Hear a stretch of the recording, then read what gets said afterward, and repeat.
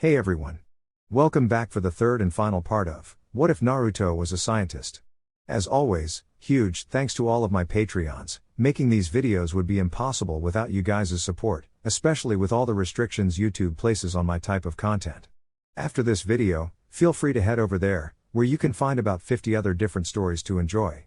Also, feel free to send me any messages over there if you have any questions or even if you just want to chat. Link to all of that will be in the description. Anyways, everyone, enjoy the video. Chapter 8. 9 a.m. Allied Shinobi Forces Headquarters. Hidden Waterfall Village. Naruto kicked open the door and was immediately surrounded by at least 30 ninjas. All of them were wielding an array of weapons, or at least had their fists up, and were in rigid fighting stances. Behind the spider summoner, his samurai friend sighed tiredly. Naruto bravely walked forward, pulling Aoki-chan with him by her left hand, and glared up when a shinobi at least 2 feet taller than him blocked his path to his target. "Lord Shibuki, can you call off your dogs?" Naruto shouted around the person blocking him. "Or I'll have to go through them just to talk to you." He felt his hand being tugged and he spared a quick eye over his shoulder, looking at his guard's solid gaze, then back again. He grumbled. I would like to discuss something with you." His eyebrows twitched with irritation as he added. "Please. I don't know how you got past our defenses, I don't know how you got past my shinobi, and I don't know how you broke through our ranks to get to this building." Shibuki, leader of Waterfall Village, began as he waved for his shinobi, as well as the other allied ninjas, to stand down. He walked around the command table, with Mei and Tsunade following suit, to stand in front of the teenager. Aoki-chan bowed deeply to the village leaders and they acknowledged it with curt nods, though Naruto didn't follow her example. "But right now I don't care." "I heard you were looking for me," Naruto said while looking straight at Tsunade and fixing his goggles better with a sharp smirk. "Well, here I am." The blonde Senju frowned darkly at Naruto. "I'm tempted to have you arrested here and now." Naruto scoffed and had to be pulled back by his Ronin best friend so that he wouldn't physically butt heads with the Hokage.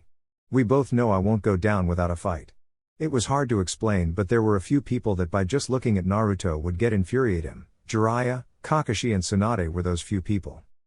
Tsunade crossed her arms strongly and lifted her chin up. "That won't need to happen, we need your help."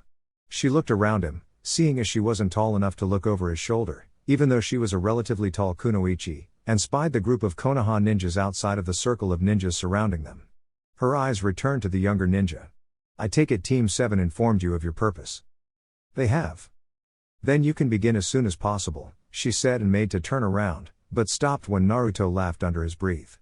The blonde boy lightly jabbed his elbow to the girl holding his hand and nodded to Tsunade. "She thinks she can command me, that's hilarious." He hollered and was about to rush forward to the woman again, if not for his hand being hurriedly pulled back. Naruto snarled evilly at Tsunade, who took a step back at the abruptness of his faltered attack. One moment he was a blur, the next he was back normal in the same spot. The spider summoner bared his teeth and lowly toned. "You don't own me, Lady Tsunade." The Senju covered the gulp that built up in her throat and tried to keep her eyes leveled with the cold blackness of the goggles from the S-ranked Uzumaki. "Because I agreed to help in this war does not mean you can issue commands to me like I'm one of your shinobi. I work on my own terms and at my own time, and if I see it fit I would kill one Akatsuki member a month. Do you understand what I'm saying?" He was yanked back again and his expression twisted with irritation when the woman remained unmoving. He cracked his neck and the sound of it echoed through the deathly silent building. Tsunade nodded slightly and Naruto's face bloomed into a smile. "That's the spirit. Now, before I can render my services I have a few conditions I want this esteemed gathering of leaders to agree on." He slapped his forehead when he remembered something. He turned to Mei and waved. "How's the war treating you, Lady Mei?" The Mizukage shrugged tiredly. "Not too good, Lord Naruto." The Uzumaki hummed and scratched his chin. I see. His hidden red eyes roved back to the Hokage and he continued. "Do you want to hear my conditions or are you desperate enough to agree right away?" "Let's hear them." She grated. "First I want full immunity for our crimes and I want our names to be wiped off the missing ninja/Ronin list of our respective villages." He said this as he motioned to Aoki-chan. Mei and Shibuki were all for it but Tsunade was hesitant. What Naruto did during his time as a Konoha ninja and even after that were abominable, disgusting acts of inhuman depravity. He was wanted in more than a dozen countries and his name was hot on the lips of everyone, not only because of his KDC empire but for his infamy as well. Naruto added. "Our names can still be in bingo books but not as rogue fighters." We need to deliberate on this with the others, we can't just jump into these kinds of decisions without everyone being present. The Hokage said with a hint of pleading in her voice.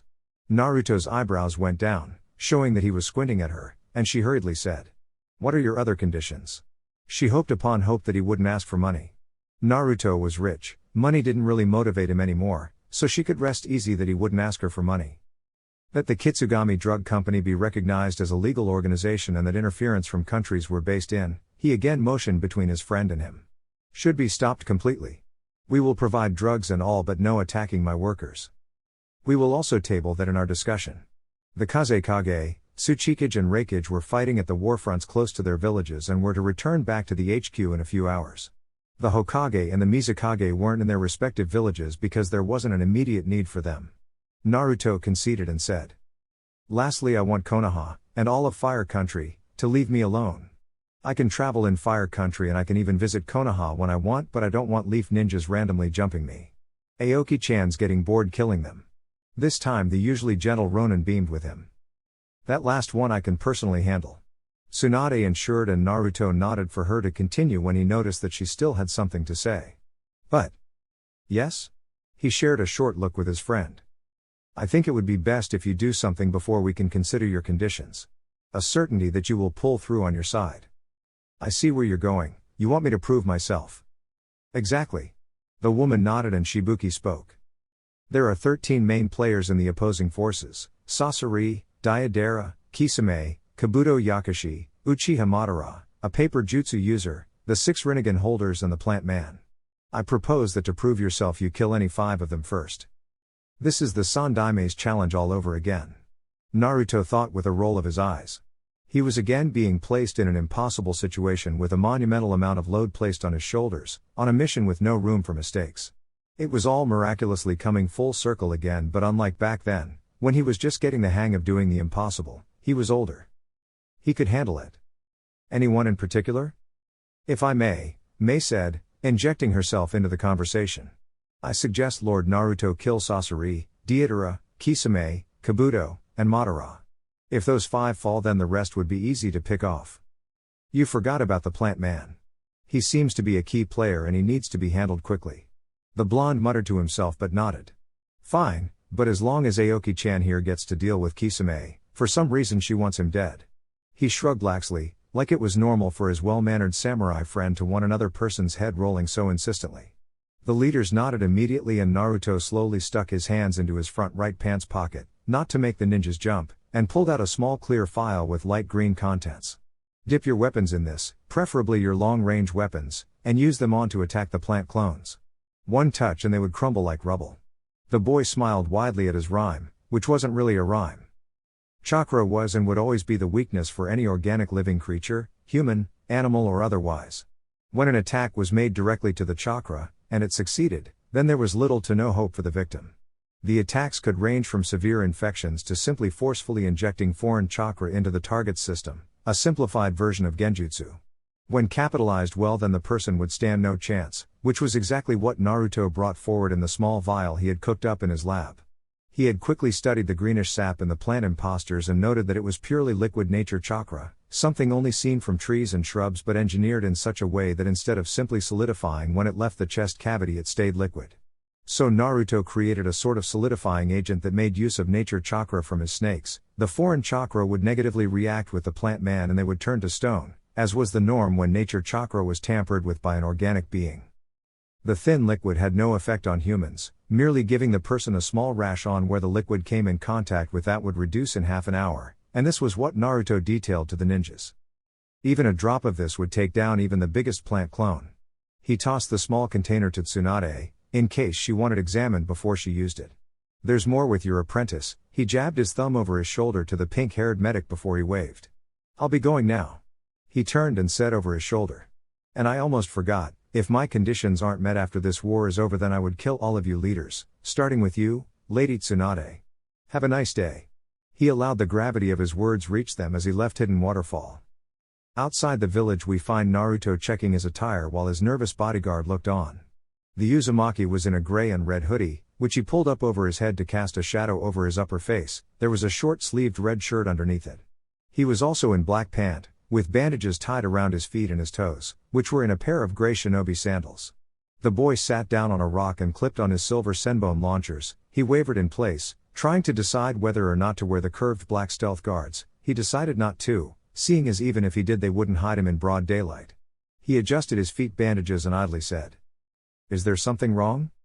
Aoki-chan stopped pacing around the small clearing and stood in front of Naruto. "I insist I come along with you.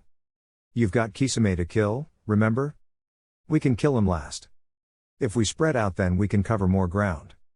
You're going after 5S ranked ninjas," she yelled, scaring away a flock of birds that nested in a cluster of trees close by. He raised an eyebrow and sat up, perching his hands to his side on the rock. He stared at her for a few long minutes, with her ragged panting and her clenching and unclenching fingers. He instinctively looked over her to see whether she was in her full gear, a white and red midriff shirt, exposing a smooth tan stomach covered by black mesh armor.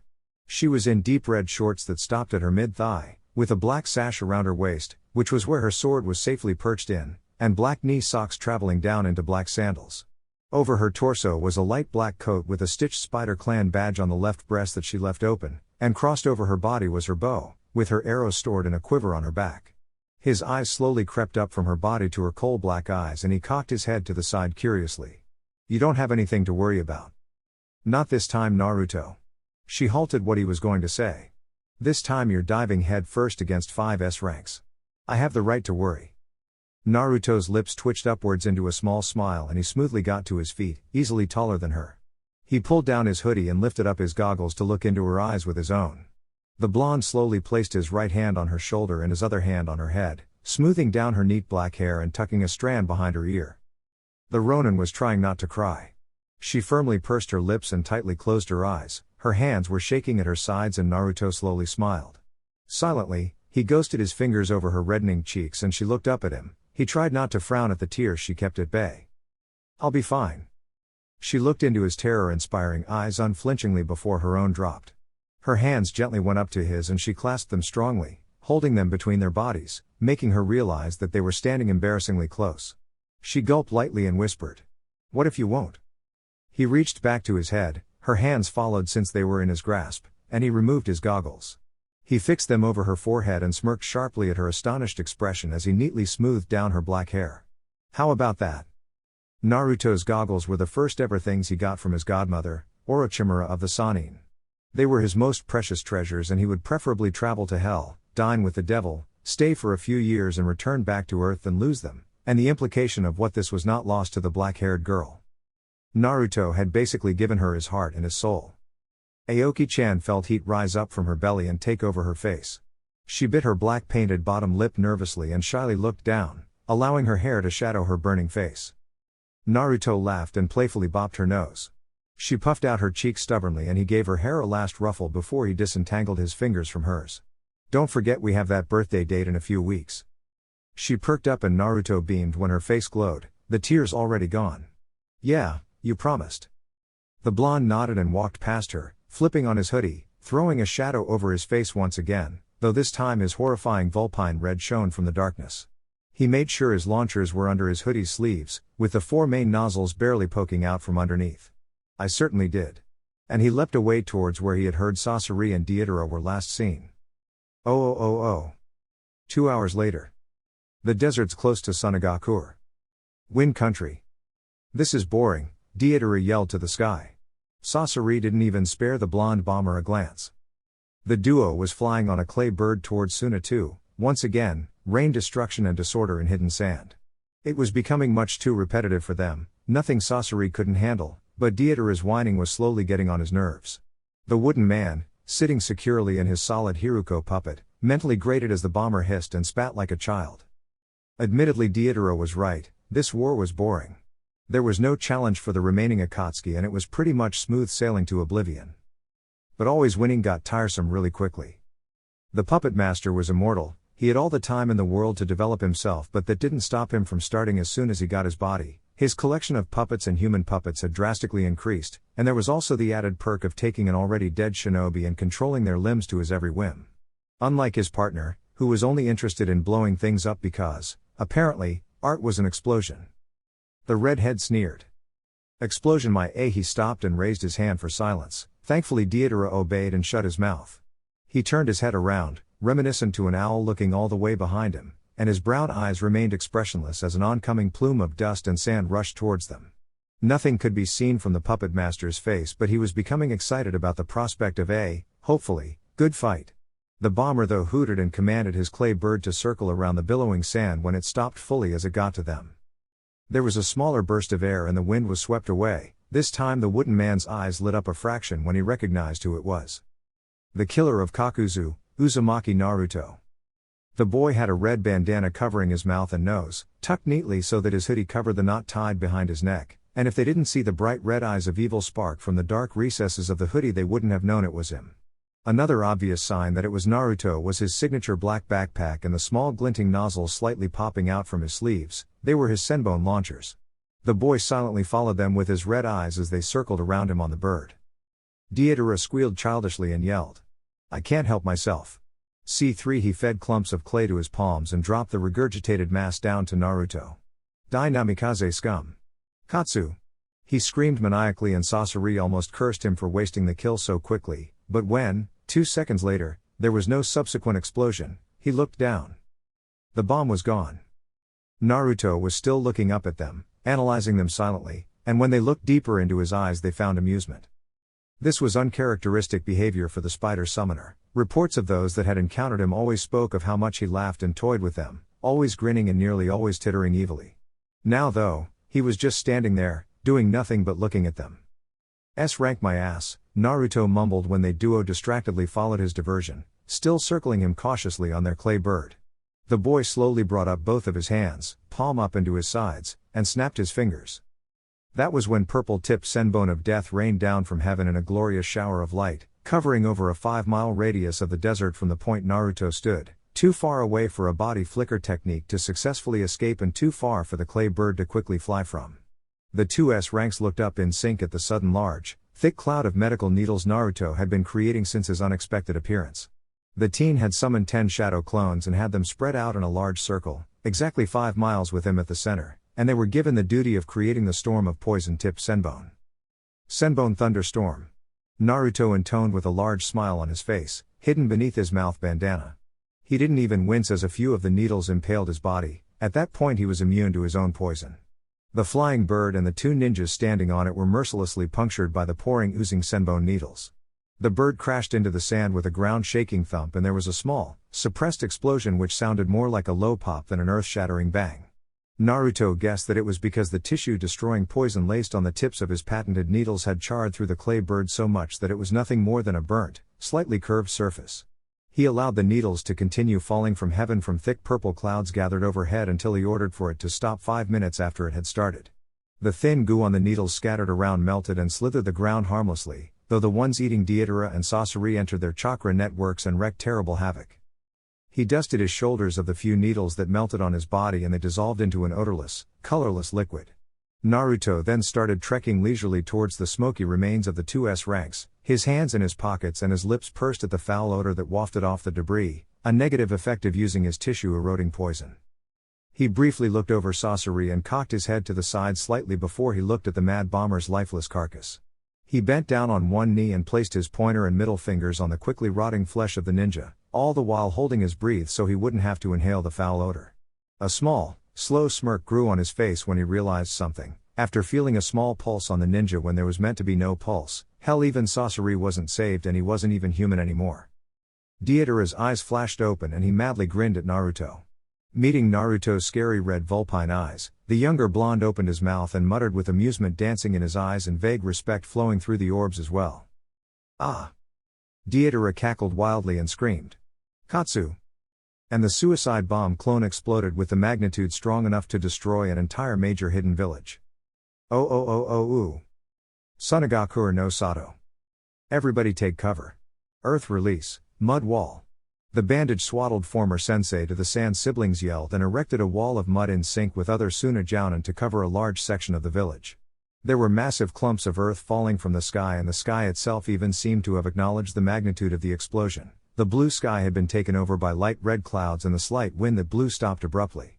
The ninjas grunted in effort as the earth smashed against their shields. The gathered civilians that weren't quick enough to enter the village's bunkers shivered and hugged each other in fear, watching in horror through the cracks as the sky burst into blinding light and even the earth itself seemed to groan under the strain of the blast. The shockwave hit them and nearly half of the shinobi holding the walls were thrown to the ground, destroying their concentration and shattering the defenses. Baki roared in effort and forced 3 seal-less sand clones to burst from the ground and kick aside the rocks that threatened to flatten the helpless civilians and the shocked shinobi. The weight of the rocks falling down from the sky was getting too much, even for the veteran ninjas. They all breathed a sigh of relief when 6 giant arms of sand, erupting straight from the ground around Suna, swept aside the rocks covering their walls, then raised their palms to the sky, palms facing the red clouds weeping rocks and debris, and deftly held strong against the other rocks. They could just barely spy their Kazekage standing on a flying mass of sand, his hand in the air controlling the colossal arms of sand. His eyes were zeroed in on the source of the blast. Oh oh oh oh ooh. Maniacal laughing echoed through the vaguely dusty area where the almighty bomb had imploded. The mad bomber slowly rose from the ground, his combat garb in ruins, so he tore it off and threw it away, leaving him in a black fishneck vest and brown pants with black sandals. His deranged eyes searched around for the blonde and quickly shot to his right before he looked away as his puppet partner reassembled his body parts from the sand. His heart sealed the main point they were meeting, until his whole body had been formed again. Half of his red hair had been seared off by the blast and his left arm was broken beyond compare, so he threw it off and small blue tendrils slithered out of his burnt sleeve and lifted the left arm of his destroyed Hiruko puppet from the sand, connected it back, and he experimentally flexed his fingers. His brown eyes carefully searched for the young blonde ninja. "Where are you, shit-faced motherfucker?" Deidara yelled unrestrained and began forcing clay into his hand mouths in preparation. Both S-ranks whirled towards a small spike in chakra more than 20 feet away from them and watched as Naruto's body began reforming, slowly and carefully, by multicolored spiders as large as an average man's hands. Half of his body didn't seem to have any form, just a writhing pile of wiggling spiders clambering over each other to form their master, and the other part was steadily getting to his feet. Part of Naruto's face had not yet been recreated, but it did not reduce the intimidation factor that he was even capable of surviving a blast of that strength. "I'm impressed," the blonde said.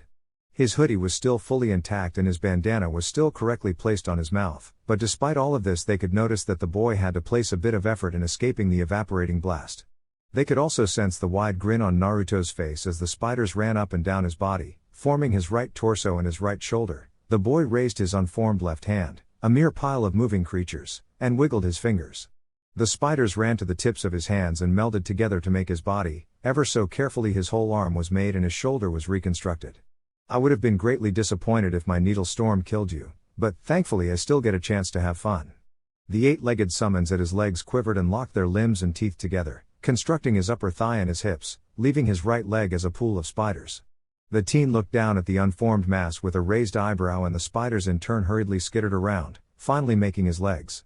The 2 ninjas watched the display partly in awe, partly in horror. No doubt he had been taught that particular trick by Orochimaru, seeing as the Sannin used the body dispersion jutsu with her snakes when situations go sticky. Naruto idly dusted his right shoulder, shaking off the dust that had been there. There was always an advantage of having these kind of small spiders in his arsenal. When he had felt for a pulse on Deidara's neck and found out that it was a ticking bomb instead of a heart, he immediately destabilized his body. A split second before the explosion vaporized him, or at least maimed him beyond recognition, he had the spiders switch with the scattered needles all around, as far as possible, before they dig into the ground and took cover deep in the sand. He made use of an evolved version of the desert duster, the fastest species in the desert, and even at the moment he could feel a few summons in Suna, dispersing. Yes, he had mastered the body reformation technique and he could do it much faster than he had done, but there was always the intimidation factor he liked to use on his targets. He liked putting on a show of power without actually attacking them so that they see how useless an attack on him could be. If he succeeded, then he had already won the fight. He met Deidara's mad gaze unflinchingly and said, "Now, I'm not interested on how you dodged my storm, I just want to know what your bloodlines would do when White Sage Snake eats your dead bodies." Confident words for a child that barely dodged death. Naruto shrugged. "I just wanted to see if you were worth any effort."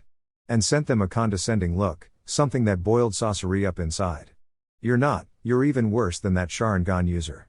I didn't even think that was possible." The mad bomber shook in rage and thrust his palms to Naruto.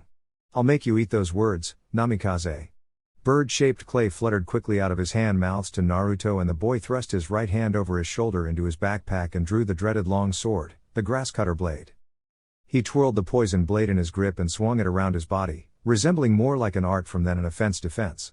He sliced through the birds like butter, slapped a few away with the flat side of his sword, and used the sole of his feet to push a few others aside.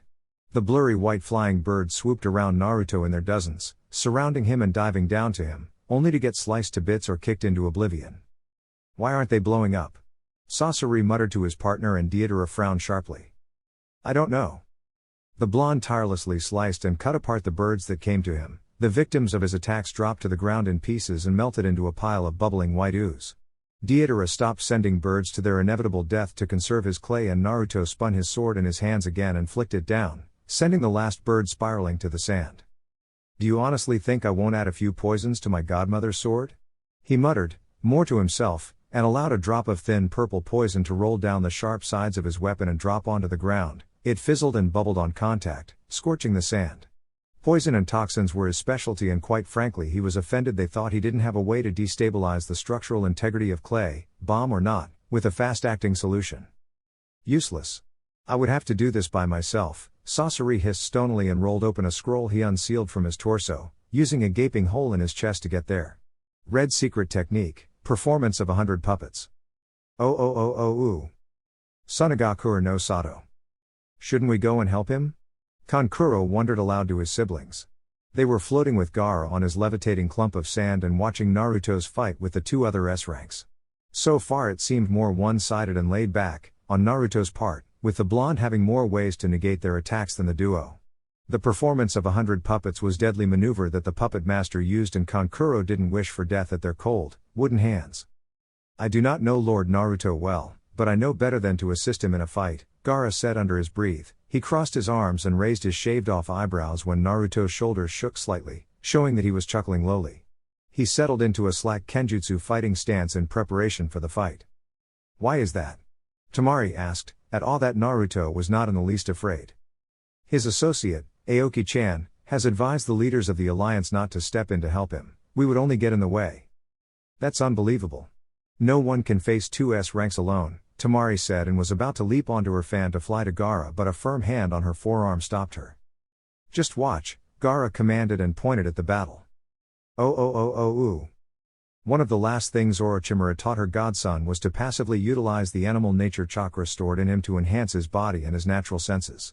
Even though the woman had been formed from a snake, she was still 60% human, so she knew exactly what Naruto passed through every time he intended to enhance his senses with his extra eyes and extra nose, a migraine if he kept up the effort for longer than 10 minutes, and a mental blow to knock him unconscious if it went on for 30 minutes, all because of overload of his senses. The Sannin had carefully instructed Naruto on how to separate each eye and each nostril, and how to flow through movements like he was truly an incarnate of his primary summons, with the speed and dexterity of his summons. Coupled with the fact that Naruto was partly insane and he was very much impossible to tag him without the help of an advanced dujutsu or the intimate secrets of his fighting style, and so far only his Ronin best friend knew that, and even she found it hard to keep up with him. The spider summoner flowed and moved his body, his long sword whooshing with each swing and casting bright, smoothly following after images as it cut through the air. He lifted his left leg up and smashed his heel against the broad sword of a puppet, pushing it away so that he could swing his own weapon and slice through two other puppets, the corroding poisons laced on the blade making the cutting edge even sharper. Naruto easily drove his right fist, his free hand, through the face of a puppet and used its body to block a barrage of kunai spraying from the mouth of another puppet. He swung his sword and cut through two more oncoming puppets, still holding his motionless wooden shield, and grinned widely, getting more interested as more puppets rained down on him.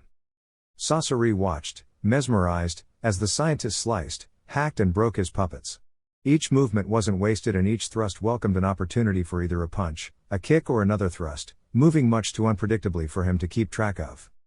Suddenly Naruto's red eyes shone brighter in his hoodie, and the boy simply swished his weapon through the air 5 times, each encircling his body, wildly missing a few puppets, and he flicked a few drops of blood onto the ground, pointing it to the sand and staying in that position. There was silence, until... crack. Crack. Pop. The puppet master and the mad bomber felt a sharp, quick, change in the air. All the puppets were motionless, the little breeze that blew shifted their robes slightly but not enough to push them. Sasori hesitated to move also, feeling that there was something wrong with how silent it was, before he decided to continue his assault. He forced his will through his blue chakra strings, and as they all moved, barely an inch forward, they all broke apart into equal ribbons, clattering and falling onto the ground uselessly. How did he? Sasori muttered quietly, feeling a small tremor run through his dead wooden body, and he hastily suppressed it. Nin Kenjutsu, Snow Leopard Midnight Echolocation, was the quiet reply that came from the blonde Uzumaki. The attack was an attack he had been working on with Aoki-chan to cast an almost invisible extension of his blade multiple times away from him to neutralize enemies of equal strength. It made use of Naruto's abundance in chakra, his control and his extra senses as part spider, while for Aoki-chan she had to make use of a few souls stored in her blade to cast eerie copies of her Omnio-gene away from her body, sort of like clone jutsu but without the clones and only for weapons. The boy bent down slight and shot forward, stepping on the sand lightly and forcing Sasori to use his Hiruko left arm as a shield as the boy brought down the Kusanagi. He remembered the corrosive poison on the weapon and was able to lean away from it, though Naruto wasn't looking at him again. The boy leveled his senbone launchers on Deidara, who was again sending birds to him in a last-ditch chance at surprising the spider summoner, and fired numerous finger-length needles, bursting the clay birds messily and having the former Iwin ninja duck away with his hands over his head, running from the accurate shots coming at him. Naruto saw Sasori quickly bring out a scroll form a storage seal, and he kicked his left leg against the hand, breaking it and throwing the scroll away. Now handless and low on ideas, Sasori unhinged his mouth to fire senbone at Naruto. Next thing he knew, he was looking straight at the unforgiving sun, spitting only 7 needles to the sky, which returned back to him harmlessly. He heard a quick slicing sound and black clouds surrounded his vision, creeping from the edges and taking over his consciousness until Sasori of the Red Sands gave up the ghost. Naruto pushed the grass cutter deeper into the heart seal and kicked the limp body away from him, allowing the heart seal to remain on his blade but at the base near the hilt. He rolled his neck and snapped his head to the last of the duo, who was shamelessly running away, the desert ground slowing him down but not stopping him from stumbling through, his eyes wide in terror and his breath coming out as reedy gusts of heat. Deidara gasped and his chest jutted out, ever so slowly a drop of blood crawled out from the corner of his lips and he fell onto his knees weakly. He yelled in pain as the blade was pushed further into his heart, from his back, until the tip shot out from the mouth on his chest, burning the lips pitilessly. The weapon was pushed even more, tortuously slowly, until the very tip grazed over the sand. The scientists silently watched on, intrigued, as the mad bomber's shoulders quivered uncontrollably for a few short seconds. I would have loved to fight for longer, but alas, I have a personal deadline I have to reach. The red-eyed blonde said smoothly. BB bastard, na namikaze. Deidara tried to move his hands but couldn't, no matter how hard he tried. He could feel his own body rebelling against him, his systems failing and alarms blaring in his head. His neck gently slumped forward and his dull eyes stared at the sand. As his heart began melting in his chest, he saw the world light up bright white, then it all blinked off, making him fall head first into the cold, unforgiving darkness. His body fell forward onto the sand, off the boy's long sword, and he died with an unfinished swear on his lips. Too bad, Naruto said with a childish pout. I was having so much fun. He spun the sword in his palm and smoothly slid it back into his backpack, like he was sheathing it on his back. Now let's see. He hummed and looked around. He summoned 3 snakes to take back Deidara's body back to the white snake sage and pulled out the heart seal for a few tiny spiders to take to Sagi, the spider elder. Maybe they could have use for them. It would be such a waste to just leave them out in the desert. The scientist screwed his lips to the side and turned around in a full circle. Which direction is Konoha again? Oh. An hour later. 10 miles west of Konoha. Fire country. Izumo grunted in pain with each helpless effort he used to drag himself away, clawing at the ground and heaving his limp body forward, away from the man that toyed with his very existence. The Allied forces were now focused in fire country. There were hundreds, if not thousands, of Allied shinobi that were fighting undead in various parts of the country, tirelessly trying to seal them away as best as they could, but the fact remained that these undead shinobi were hard to kill, notwithstanding the fact that they were already dead. They were just too many, and they fought with one mind, though from analyzing them a person had to be within a mile at the very center in order to control all the thousands of undead at the very same time, though they still couldn't find the puppet master. The fighting hadn't yet reached Konoha. Every ninja laid down their lives to keep the attackers away, no matter what it took. They had received news that Naruto's poison was neutralizing every plant clone, so much so that the clones weren't considered problems anymore, more like annoying flies that could be swatted away. The undead still posed the greatest problem, especially when there were big names making their appearance. There was a sealing unit to seal away the undead they managed to neutralize, but it always took a big toll on the Allied forces. There were always casualties. One undead would take down dozens before it could be sealed. If that went on for long, then the world would end and the undead would rule, with the Kabuto Yukushi the puppet master as king of the new world. Izumo crawled up to a tree and his muscles tensed agonizingly as he dragged himself to his feet. He faced his undead aggressor, Hanzo of the Salamander, and bared his blood-painted teeth in defiance. "Take your best shot." The man shook his head sadly and swung his right fist forward to crush the eternal Chunin's head. Izumo closed his eyes and resigned himself to his fate. Kotetsu was critically injured in the hidden medical bay, Konoha division, and the chances of him living were slim. Might as well join his friend in heaven. Kami knows they tried their best. The air shook with electricity and Izumo cracked open his eyes, only to see that the attacking hand of the former Amikage had been sliced off to his elbow. The masked man looked at his chopped-off limb, then to his right forearm on the ground, and then finally to the culprit standing to his right.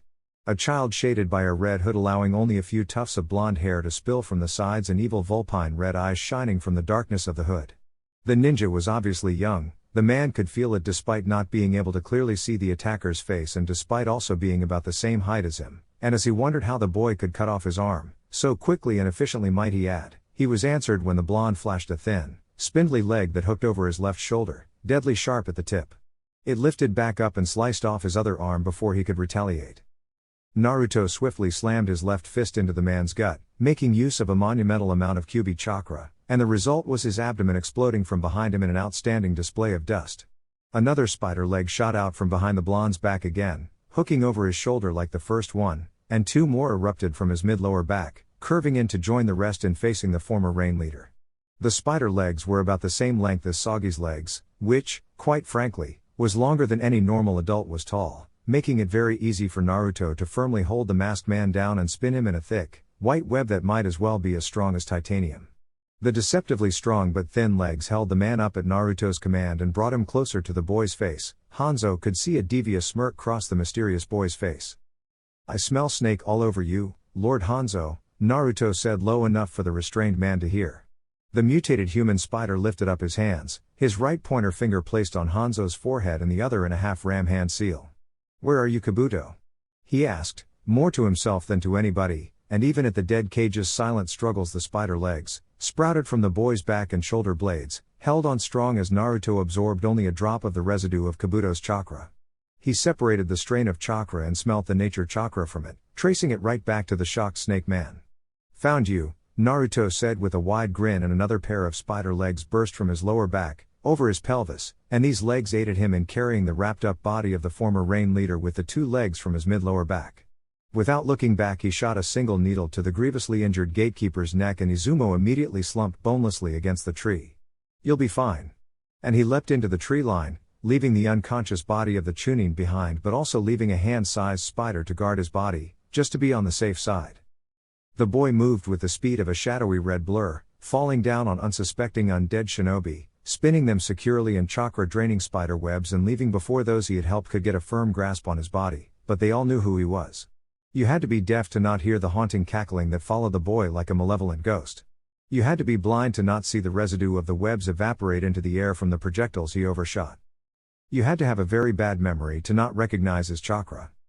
One moment Konoha ninjas were squaring off against undead, fighting with their last breath, and then the next there was a small red blur of speed that descended onto their opponent, wrapped him up in blaringly white webs and flipped off into the tree line, the reincarnated ninja unable to escape from the web. After he had gone, leaving only a thin web string in his wake, there was loud, violent crashing following after him. Trees broke, the ground rumbled, as an entire web ball of writhing undead ninjas rolled after the red spider, carving a path through the ground from its sheer increasing size, with each addition, and with the weight of holding the ninjas in them. The ninjas he had bailed out hastily had to get out of the way, or else they would turn into bloody smears from being crushed by the web ball of undead shinobi. Naruto crash-landed on the Hokage's tower, and with an almighty yank he pulled the humongous bag of writhing humanity with him. The bag dropped down and he caught it in both of his hands raised overhead, and to show the ninjas fighting around, especially those that he had helped, of his presence. Those looking up at him could only see a humanoid creature with 6 spider legs sprouting from his back, holding up a massive white web ball that obviously held undead shinobi, with a few of them groaning piteously from the sides and the bag rumbling ever so slightly. They could see a white beam spread over his hidden face, and he yelled. I need someone to seal these guys. That drew them out of their daze. Over 6 ninjas of the sealing unit sped out from their stations and Naruto threw the web ball, casting it over the walls of the village and crashing into a cluster of trees, though the web ball held on strongly. A final pair of spider legs grew from slightly under his lower back but still a bit over his pelvis, and 4 spider legs, the 2 found on his lower back, hefted him off his feet effortlessly and he skittered around the roof of the Hokage's tower. The boy clicked around briefly until he found the massive window overlooking the building leading directly to the Hokage's office. As he got his feet back under him in Tsunade's office, he batted aside 2 white snakes that were thrown at him by the snake summoner, sending over a mental apology to the snakes as they heavily hit the wall and dispersed. I really hope that wasn't the best you could do, Kabuto, he said, clicking his extra limbs on the ground as he slowly stalked to the scaly white bespectacled man. Kabuto gave a feral hiss, revealing his needle-sharp canines and spitting out acid at the boy, which Naruto had to roll aside for. The green venom the medic spat out sizzled as it hit the wooden door of the cage's office. I've been waiting for this opportunity for so long. He thought out loud, and Naruto raised an interested eyebrow. Have you now? Yes, and I will make my mistress watch as I kill you. His head shot to a corner of the room, behind the Hokage's desk, which he had been sitting on, and the pale snake Sanin rigidly marched forward. Naruto's eyebrows lowered and his lips tightened when the woman looked at him. The boy felt his heart thud loudly, banging against his ribs. It increased tempo steadily until his blood began boiling and a haze covered his eyes, his jaw clenched powerfully, grinding his sharp teeth against each other and his fists closed with enough strength for them to crack. Orochimaru smiled forlornly when she saw her godson go under the small, barely seen change from playful and taunting to Uzumaki battle lust. It wasn't something she could train him to suppress, only he could do that, and now, seeing as Kabuto had touched a very delicate nerve, the boy didn't bother holding up his pent-up battle lust, the one he had suppressed in his battle with Sasori and Deidara, the one he had held in when he had gathered the undead shinobi he had passed on his way to Konoha. Naruto had a firm grasp on his emotions and his self-control was equal to the snake Sanin's, but there were few lines people crossed that he didn't bother holding himself back against. First was stealing from him. Second was hurting his friends, particularly Aoki-chan. Third was hurting his family, specifically Orochimaru. Fourth was undermining him. The last was doing all top 4 at the very same time. And Kabuto had done just that. Few saw Naruto in this side, just about to go feral. The A-rank Ronin saw this the most times and she was forced not to interfere or else she would lose her head as a result. The boy's victims never survived long enough to warn others. Naruto silently bent down into a new fighting style, a drastically upgraded version of the 4-legged shadow spider fighting style. The 12-legged shadow spider fighting style. I am going to enjoy tearing you to pieces, Kabuto. Naruto growled under his breath, and Kabuto in turn got into his own fighting style, the shadow snake fighting style, taught to him by the very woman he called mistress. A powerful fighting style in its own right that had been perfected over the years by the very woman that had created it, as well as the first blonde she had ever taught it to, Minato. If used properly, it might be able to hold up against the multiple-legged fighting style. That was a big if. Oh. The Forest of Death. Kanahagakure no Sato. I still feel he is holding back. Madara hummed in thought as his eternal Mangekyo Sharingan spun lazily in his sockets, observing the standoff between Naruto and Kabuto through the Sandaime's glass orb. Obito looked at him in bewilderment. Still? Yes. I cannot see him using any tailed beast chakra or nature chakra. What about those spider legs? Those aren't nature chakra constructs? No, they are part of his body, a result of his mutation, I assume. He is now only using his own chakra, Madara said with an excited smirk, briefly looking at the one-armed Uchiha beside him, then back to the tense standoff. He is as good as you said he was. Chapter 9. Naruto's vulpine eyes sparkled evilly and he grinned, rising off his feet with his spider appendages and racing headlong to Kabuto, who slithered in a blistering zigzag to the boy. Orochimaru watched, her face stoic but her eyes glazed with emotion. She was proud of her boy. The boy's feet touched back down to the ground and he slammed a forearm into Kabuto's cheek, smashing him clean through the Hokage's desk and slamming into the wall behind it. The force of the blow splintered the floor beneath them, but Naruto didn't care about that. Wearing a large, toothy grin, the boy sped to his dazed opponent, thrusting a palm into Kabuto's chest but grunting in disappointment when all he met was a brick wall as the snake man coiled away from the blow. Naruto yanked his arm out of the wall, sliding away from a mouthful of corrosive venom from Kabuto and using 2 of his spider appendages to deflect 2 thrown kunai. The fragile ground creaked dangerously as Naruto got his feet back under him, guarding his chin against a right hook, returning a sharp elbow and huffing when Kabuto planted a hard knee into his gut, but the boy leaned heavily into the strike and unhinged his jaw, snapping down on Kabuto's shoulder with his serrated teeth. Kabuto screamed, his bespectacled eyes wide with horror, and Naruto bit through the other scientist's clavicle, breaking through it with incredible bite force and feeding out venom from his sharp teeth, before Kabuto dispersed into a mass of angrily hissing white snakes. Naruto covered his face as the snakes struck him, sinking their teeth into his body and covering him with bites. He grated his teeth. The bites hurt, but he was immune to any kind of poison his godmother's snakes could pump into his system, purposely poisoning himself for years to reach his stage of immunity. He sent another mental apology to the snakes and his spider limbs shredded them off him, turning around and sweeping his eyes around the Hokage's office, looking for Kabuto. His burning red stare met his godmother's and the woman, non-verbal, winked at him. A smirk grew on the boy's bloody lips and he clapped his hands together. He focused into his other eyes, the 4 dots over his eyebrows, and Kabuto surged out from his back, leading with a clawed fist, but Naruto swept aside from the blow and scattered into a fluttery of hurried spiders when another Kabuto dropped from above him, landing squarely on the mass of small, black spiders. The spiders skittered up Kabuto's legs but the man dispersed, revealed to be a shadow clone. Naruto's head and shoulders reformed from the cluster of spiders, which rose upright till they were at the boy's normal height and exuded killer intent. Kabuto heaved, clutching the bleeding bite mark on his right shoulder, healing it. Through his extra eyes, the dots over his eyebrows, Naruto could see the internal war Kabuto's sage chakra was waging against his venom, and he chuckled, sprinting to his wavering opponent. The image of his bloody mouth beaming garishly and running to claim Kabuto's head drove a harsh shudder down Kabuto's spine, fixing on the spot under Naruto's cloud of killer intent. Naruto laughed at Kabuto's terror, planting an elbow into the bridge of Kabuto's nose, spitting a line of tough spider webs from his mouth and catching his opponent before he could blast through the brick wall, reeling Kabuto back to him with a yank and sending the man whirling with a punch to the nose, bouncing him back and forth 3 more times. The boy then flung his head upward and the spider web connected to Kabuto's chest hurled him into the air. Naruto leapt up from the ground and caught Kabuto's neck in his right hand, spiraling around and choke slamming him onto the uneven floor, and the floor gave way.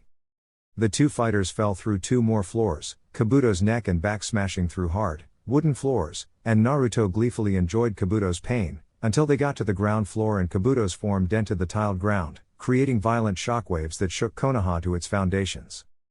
Kabuto hacked a mouthful of blood on Naruto's hand, and Naruto straddled his chest, pinning an arm under a foot and another arm beneath a knee. Naruto's 8 spider legs jammed into the ground and fixed themselves around him. The boy reared his left fist back and clocked Kabuto clean across the face, snarling, forcing another harsh stream of blood from Kabuto's mouth and his neck to brutally snap to the right. And here I thought, Naruto cracked his other fist into Kabuto's other cheek, shaking the earth and driving the people in Konoha into a panic. You'd give me a challenge, he snapped a punch into Kabuto's face again, shattering the cheekbone. This is a goddamn, he growled, bloodthirstily punching Kabuto's head in another direction. Waste of my time. He swung a punch, meeting Kabuto's temple and forcing him back conscious. Granny's time. He threw another right hook and a mouthful of teeth flew from Kabuto's mouth. And your time. He gripped Kabuto's hair and tugged it up as he brought an elbow down on the broken man's mouth. Do you have any idea? With his other hand, caked with blood and saliva, he tugged Kabuto's head up by his hair and broke him back down with another elbow.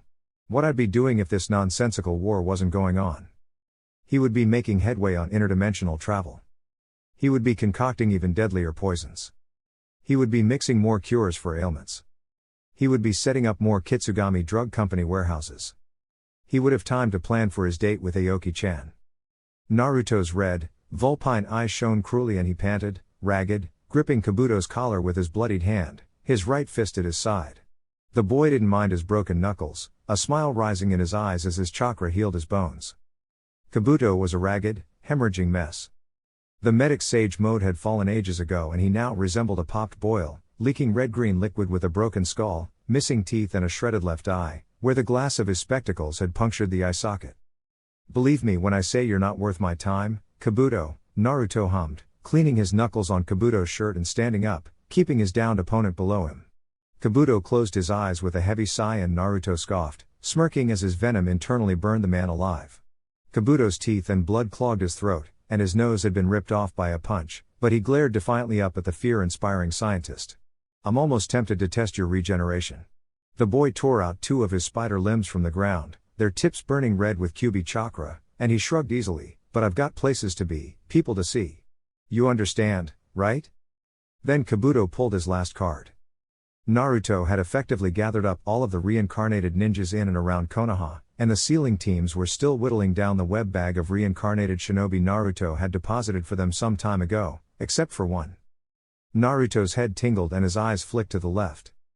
Manda, the snake boss summons, spiraled out of nowhere and swallowed Naruto and Kabuto in one bite, storming out of the Hokage's building and smashing through Konoha's southern walls within an instant. Orochimaru, riding on top of her snake, wordlessly ground her teeth. Inside the snake, Naruto's feet couldn't find purchase as he slid down Manda's slimy throat. He spread his spider appendages open and shallowly punctured into the walls of the snake's throat, hovering there and blocking Manda's airways. I don't want to kill you, Manda, Naruto cursed aloud, looking up as the snake's mouth craned open slightly, struggling to breathe as Naruto stuck in his throat, flaring his nose and hissing wildly. Kabuto was slumped under Manda's reptilian tongue, limp and slowly healing.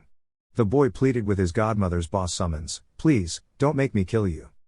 To think a psychopath could feel remorse, Manda chortled, breathless, slithering over houses and settlements, recklessly breaking through forests and hurtling to the sea. I have no choice, boy. The brat wants to kill us all. Naruto tugged 4 of his left spider limbs out of Manda's throat and fastened them alongside the 4 on Naruto's right. The boy skittered up the snake's throat, but Manda dove underwater with his mouth open, flooding his throat with water and washing over Naruto. The boy perched hard against the interior of the summons's throat, baring his teeth against the surge of water, but the force tore him off and whirled him down Manda's throat. Do it, Manda bellowed, descending deeper and deeper into the sea. Do it, now. Bellowing back in a flurry of water, Naruto swore, whipped round and round in a whirlpool inside Manda's gut. He gnashed his teeth and exhaled steam. The jutsu he used next was a quick, humane send-off for the boss summons, at least for someone like Naruto. The boy opened his maw and a tiny black speck grew before his mouth, swelling and expanding rapidly. The boy made sure to balance his chakra with the Kyuubis, roaring as the twister inside the snake's stomach spiraled faster and faster. A shroud of red chakra flickered over Naruto's body, coating his form, growing a pair of fox ears at the top of his head and deepening his whisker marks. The boy's hoodie and backpack withstood the heat and pressure of the 9 tails chakra, weaved from the finest spider silk and woven through with tough fuin jutsu for this very purpose. Naruto's red, vulpine eyes shrank and his sharp teeth elongated, as did his fingernails. 7 tails warped out from Naruto's tailbone. Using his extrasensory organs, he determined which direction Manda's head and tail were, and he faced the massive snake's head with the beach ball-sized sphere of dark chakra. Tailed beast ball, he called with finality and exhaled the ball of toxic chakra in the direction of Manda's head. It resembled a miniature sun, inverted black and thrumming with dark chakra. Hanging for dear life on one of the giant snake's fangs, Kabuto's eyes widened at the rapid approach of the giant chakra ball, instantaneously burning and withering whatever it touched as it surged up the snake's throat. The man shaded his eyes from the dark glow of the small sun and shouted, alarmed. The sphere shot faster than its size implied, and it seared through Kabuto, incinerating him, and instantly destroying Manda's head as it burst out. There was nothing, and there was no pain. One moment, Manda was alive, and the next he wasn't.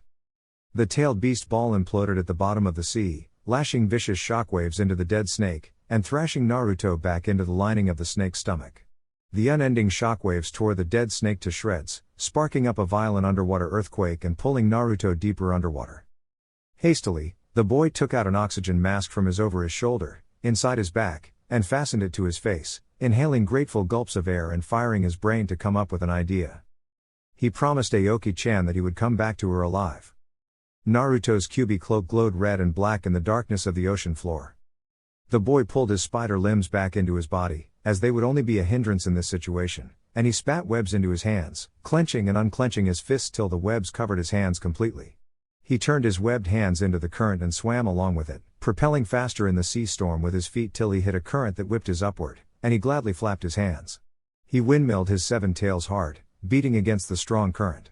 The darkness at the sea floor was gradually replaced by merry streams of light from the sun.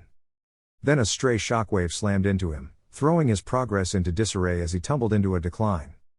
The boy snapped against the urge to panic, grating his sharp teeth for any more ideas, until a pair of hands grabbed him under his arms and lifted him. Naruto looked up and met his godmother's golden yellow eyes, glittering and smiling. She pulled him out of the water and held him steady till he was properly treading water. The woman stood back and Naruto looked at her. Orochimaru didn't have the weary, tired circles around her eyes, and her gray complexion wasn't from any sickness. She looked healthy and happy, and it made Naruto smile, allowing his Kyuubi cloak to ooze back into his body. His tails receded till they were completely gone. The water was eerily still, and the two watched each other, not sure what to say.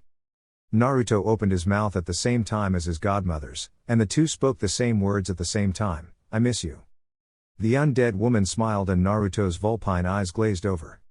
"You're a lot stronger," Orochimaru said honestly, keeping the boy's watery stare with her trembling gaze. She refused to waste this short moment with him by crying, so she swallowed her tears and said, "I see you're not with your goggles."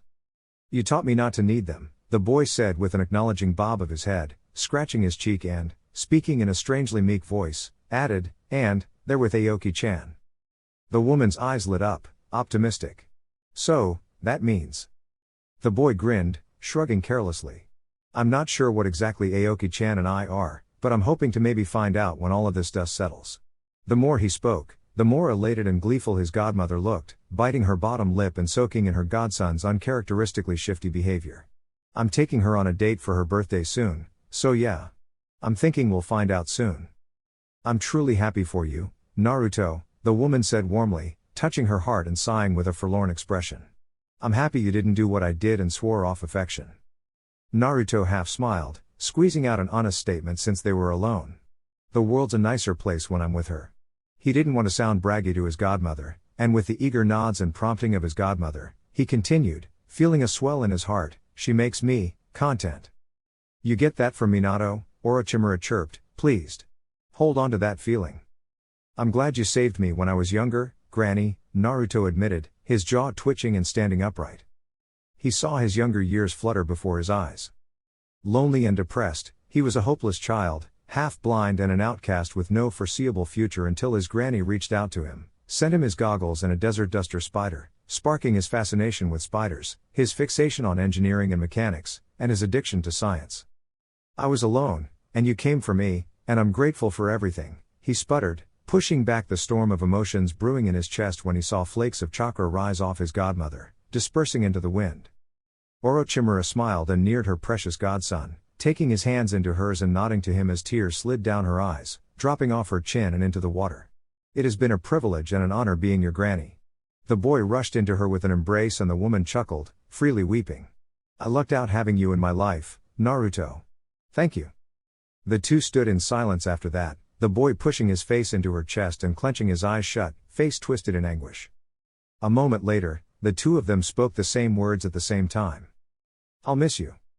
They shared a warm smile, and Orochimaru, proud godmother and legendary kunoichi, crumbled into dust. Ooh.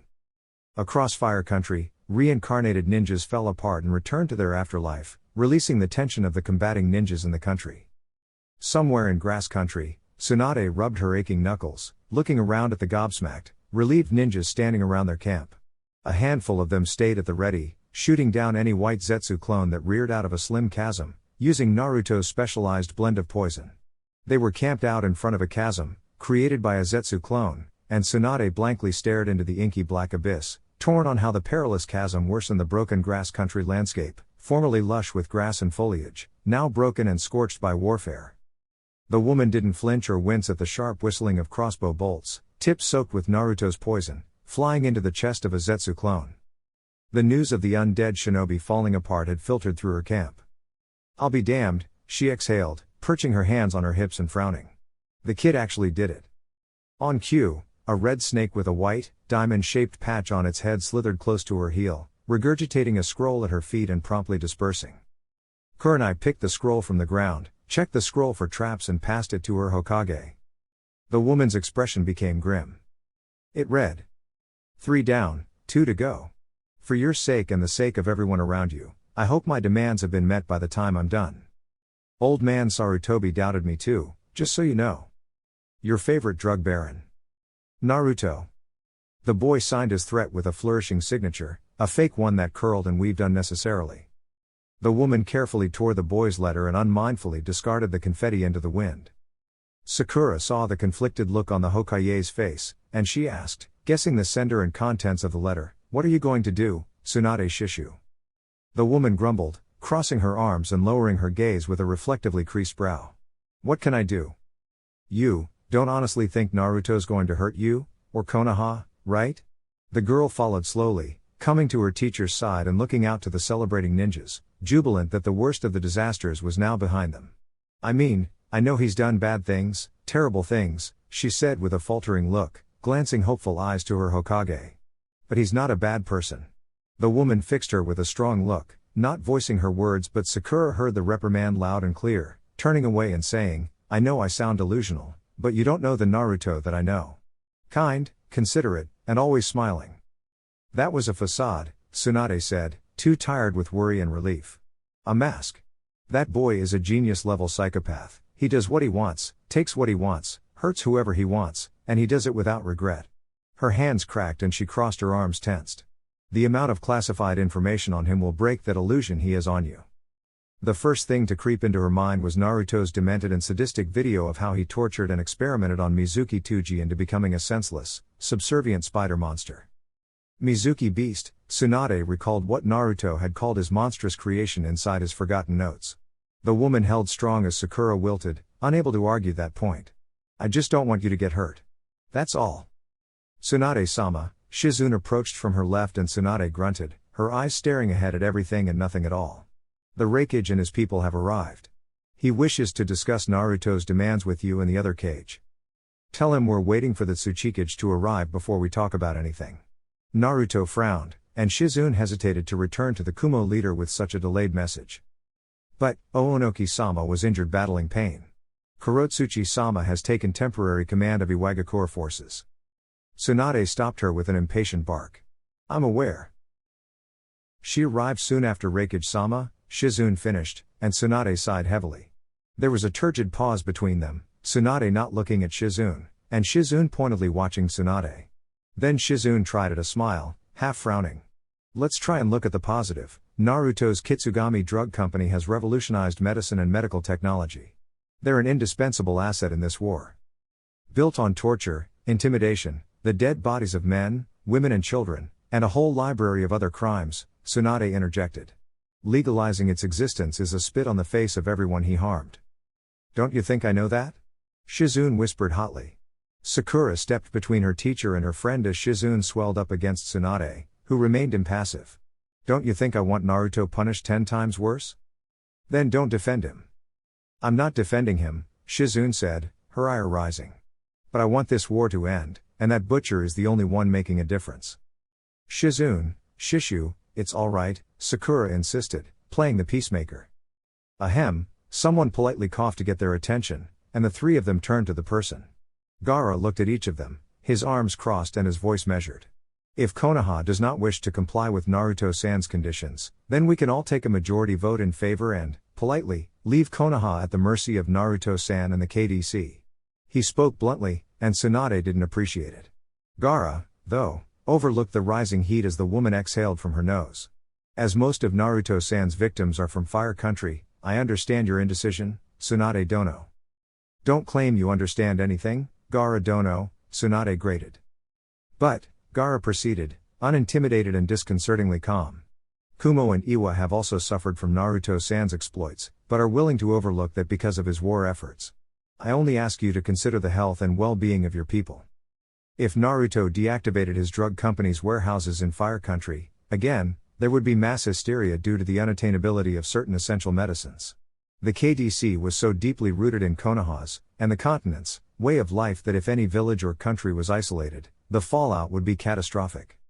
It was so gradual and so methodical, Tsunade was almost tempted to applaud the boy on this grand achievement, knowing well that a considerable portion of the credit for expanding the KDC rested on Naruto's second-in-command, Aoki-chan.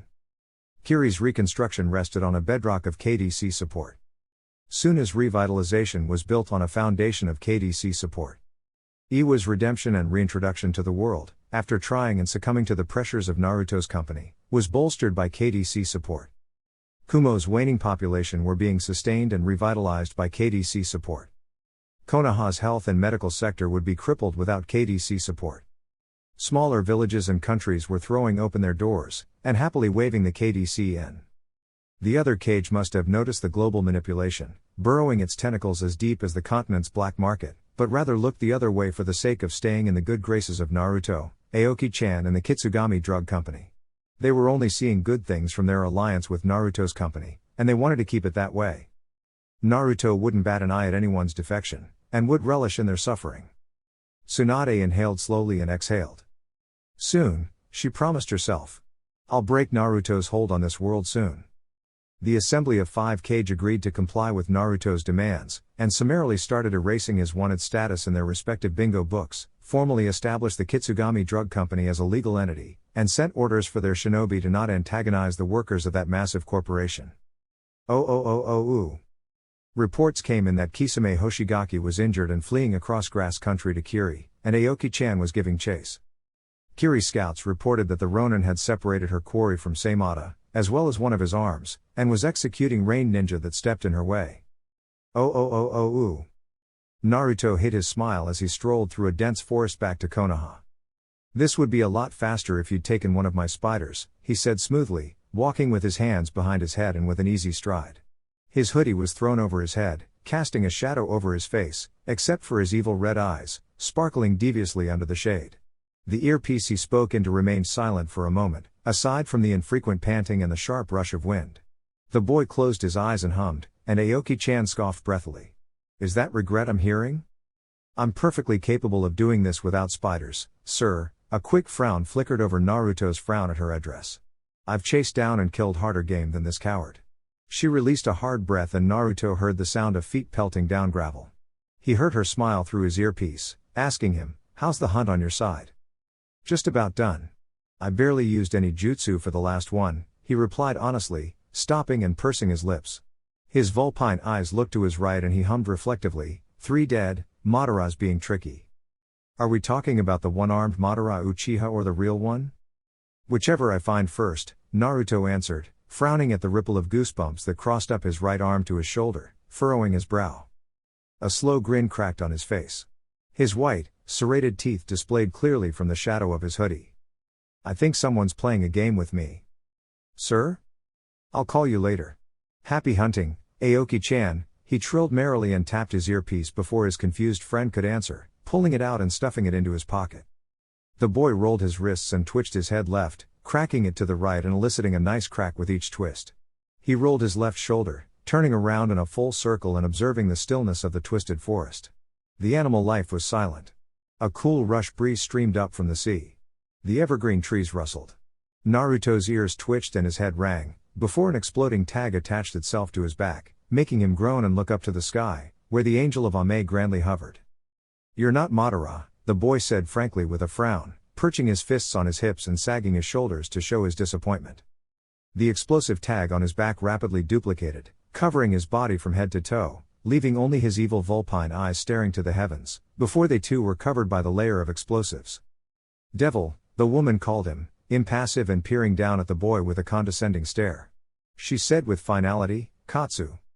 Naruto's laughter echoed loudly amid the din of fiery explosions. Chapter 10. In the pursuit of knowledge and wealth, Naruto freely gave up his humanity. He did it to himself, and he didn't regret it. Naruto leapt out of the inferno, cloaked in fiery red Kyuubi chakra. His large vulpine eyes burned with elation, the 3 whisker marks glowed, and his wide grin darkened with sinister intent from the blackness of the boy's hood, more so as Conan swerved out of the way in a gust of papery wings, avoiding a pair of massive chakra arms from snatching her out of the sky. He dropped back into the burning forest, and a stream of cackling followed his disappearance, before that too stopped abruptly. Silence. The only sounds within a 15-mile radius were the groaning crackle of trees as they burned, the mewl of forest animals fleeing the flames or dying to the fire, and the slight sizzle of wet soil hardening from the heat. Conan flew higher, avoiding the lash of fire and heat nipping at her heels, her expressionless face cracking, and she frowned ever so invisibly, looking below her and searching for the deranged child. She skirted away when the boy bounded from the forest fire, but this time the boy whipped around and clasped his hands behind his head as he fell back into the forest, beaming as he called out, "Got you."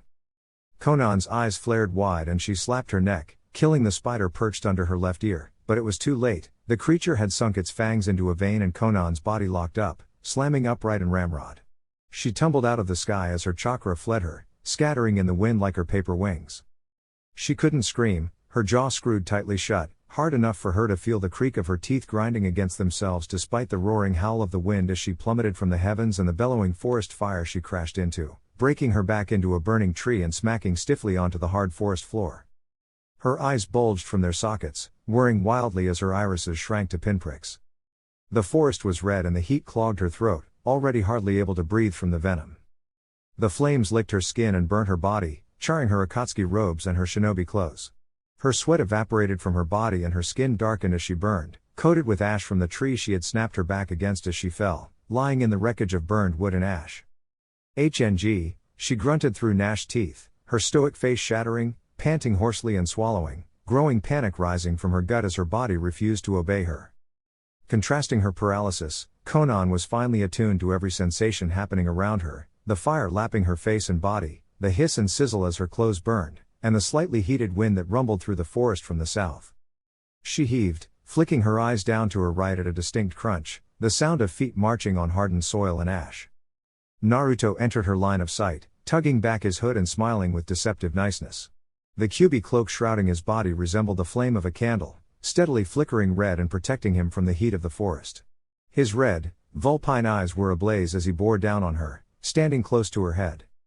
"Honest question," he began, the mask of kindness on his face lifted and the corners of his lips tingled, closing his eyes and smiling shallowly, "Have you ever been a hostage?" He bounced his fist against her face, and the woman slumped unconscious. Ooh. 2 hours later. A camcorder reached the hands of the leader of Ame, Pain, delivered by a spindly, tall spider, bearing the recognizable markings of the spider clan on its bulbous abdomen. It regurgitated a single finger, a middle finger with black nail polish, not minding the slobber that leaked from its fanged mouth. The spider met the Rinnegan holder's dark stare, standing upright on its 8 legs and surveying everyone in the throne room with its 8 black eyes, marking the one-armed, orange-masked man, another man with shaggy black hair who had his arms crossed, a black and white creature with a Venus flytrap around its head, and a faceless Ame ninja that had directed him to the village leader's throne room. Before he looked back to Nagato when the man hadn't so much as looked down at the video recording device. Rather, Nagato's purple eyes thrummed with growing rage, glaring at the middle finger that had rolled to the foot of his throne. "Watch," the spider hissed, its guttural tone echoing in the stunned silence of the throne room. "Master wants you to see something." The black and white creature approached the middle finger at the foot of the throne, bending down to pick it up, studying it with a critical look. "Zetsu," the Ame leader spoke deeply, his fingers curled around the camcorder and vibrating with killer intent. "Is that?" The one named Zetsu hesitated, flicking a look to the one-armed man, then turning to Nagato, hiding the severed finger at his back. It nodded, and Nagato inhaled and exhaled rapidly. The spider didn't move. It didn't blink, and its words didn't so much as tremble as he hissed, "Watch the video." "Do as the creature said," Nagato, the man with shaggy, long hair said, the sinister depths of his voice driving chills through the spider, a fear that it refused to show. Grinding his teeth and glowering murderously at the defiant spider, Nagato powered on the camcorder and watched the video. A brief static covered the screen of the video recording device before it cleared up to show a dark, featureless room. A single orange light bulb swung back and forth from the ceiling, previously jostled by some unseen presence. The camera swayed a little, tipping to the left before it was corrected, held somewhat steady as it faced the light bulb. Then the person holding the camera lowered it down and a genially smiling blonde peered out of the video with the red head. Naruto. His hands were on both sides of the camcorder, his tongue sticking out of the corner of his mouth and his brow creased, before he said, "Hold it like this." "Like this?" The person holding the camera echoed. "A female. Your last hostage video was slanted though. You said you wanted to capture the mood." The video recorder lifted and fell a bit as if the person holding the camera didn't see the need to stabilize her hands as she shrugged. "Not your best work." "Not my best work," the boy admitted with a sigh, letting go of the camera as the camerawoman stood back a step. He pointed at the camera. "Is it recording?" "Yup." "Really?" His brow jumped up, before he waved his hands flippantly. "It's fine, it's fine. I'll edit this part out." The camera zoomed out a little, showing that the boy was in a white lab coat with his usual hoodie underneath, dark pants and black shoes, wearing a pair of blue plastic gloves on his hands. Naruto's face then scrunched up and he tapped his lips, asking the camerawoman, "What's that guy's name again?" "The guy with the purple eyes." He scratched the top of his head. "It starts with an N. It's on the tip of my tongue." "Nagato?" Naruto snapped his fingers at her, smiling affirmatively. "Nagato. Should we start over? As endearing as your randomness can be, I think you should have practiced first." The boy scoffed, rolling his eyes and tucking his hands into his pockets, saying matter-of-factly, "You love it." The girl behind the camera scoffed loudly and Naruto's smile broadened, rolling his eyes again and proceeded, "Back to business. Nagato," he pointed at the camera and smirked, a careless expression that looked too harmlessly mischievous on his face, "I've got your friend." He moved to the right, waving for the camera to follow him. And it did, turning around steadily as Naruto shuffled across the screen. The camera settled on a person wearing a black shirt and tights, no shoes, laid out on her back on an operating table, her ankles, knees, wrist, elbows, neck and temple. Her mouth was stuffed with a white handkerchief. The person holding the camera took her time walking around the table, looking down on the pitiful condition of the angel of Ame. The thumb and middle fingers of her left hand were jaggedly torn off, the fingernails of her right hand were popped upright, freely bleeding on the table and dropping on the unseen floor. There was a line of stitches that crossed her lower abdomen, newly administered, as the wound still stained the thread red. There was a wet patch under and around her crotch, sweat stains dirtied the pits and neck of her shirt, and splotches of blood could be seen on the table. Conan trembled every so often, shuddering and gulping with her mouth open. "Conan here," he swept to the head of the operating table and clasped his hands on Conan's shoulders, making the woman recoil and whimper, her pleas muffled by the handkerchief, "has been extremely cooperative." He grinned suddenly, exposing his rows of serrated teeth in a malevolent expression of glee. "Haven't you, Conan?" The woman on the operating table tried to nod her head, quaking fearfully and weeping a few tears from her largely widened eyes, directing a look to the camera before flicking a weeping glance up, looking at the boy standing by her head. "Something not many people know is that there is no such thing as complete pain tolerance," Naruto lectured, squeezing the woman's shoulders and making the woman jerk. "A person could be able to endure being stabbed, getting an arm torn out, or have their eyes pulled out of their sockets without so much as losing to the pain and releasing their secrets. But," he held up a finger, "there will always be something they cannot endure." He motioned to Conan's hands, her missing digits and the raised fingernails, gesturing also to her torn open and stitched shut gut. Conan was tough. Her pain tolerance is through the roof. Otherworldly. He centered the video recording of himself, chuckling genially, "Now, I'm going to respect Conan's privacy and not reveal the nature of pain she can endure." He dramatically placed a hand on his chest and fluttered his vulpine eyes. "I might be a monster, but I have morals." The girl behind the camera released a short laugh, quickly stopping her amusement when Naruto shushed her, smiling. "I know your weakness, Nagato," he jabbed a thumb over his shoulder. "And it's not her." The boy gingerly pulled off his plastic gloves, balling them up and carelessly tossing them over his right shoulder. The rain clouds over Ame thickened and the rain pelted down harder, thundering and crackling with lightning. Everyone besides the messenger spider looked out of the window at the heavy downpour, noticing that the rain sparkled, like miniature gems pouring from the sky and splashing on whoever, or whatever it fell on, splattering exactly like water.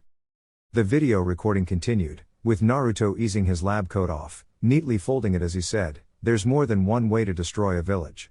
You don't have to have massive muscles, and you don't have to use apocalyptic techniques." He blinked his red eyes at the camera, staring out of the video recording device and looking straight into Nagato's soul. "I'm a force of nature, Nagato." The storm outside picked up and sheets of rain wore down on the building, forcing the people on the ground to scatter in search of shelter, holding on for dear life to anything bolted to the floor. "I only need a good enough reason."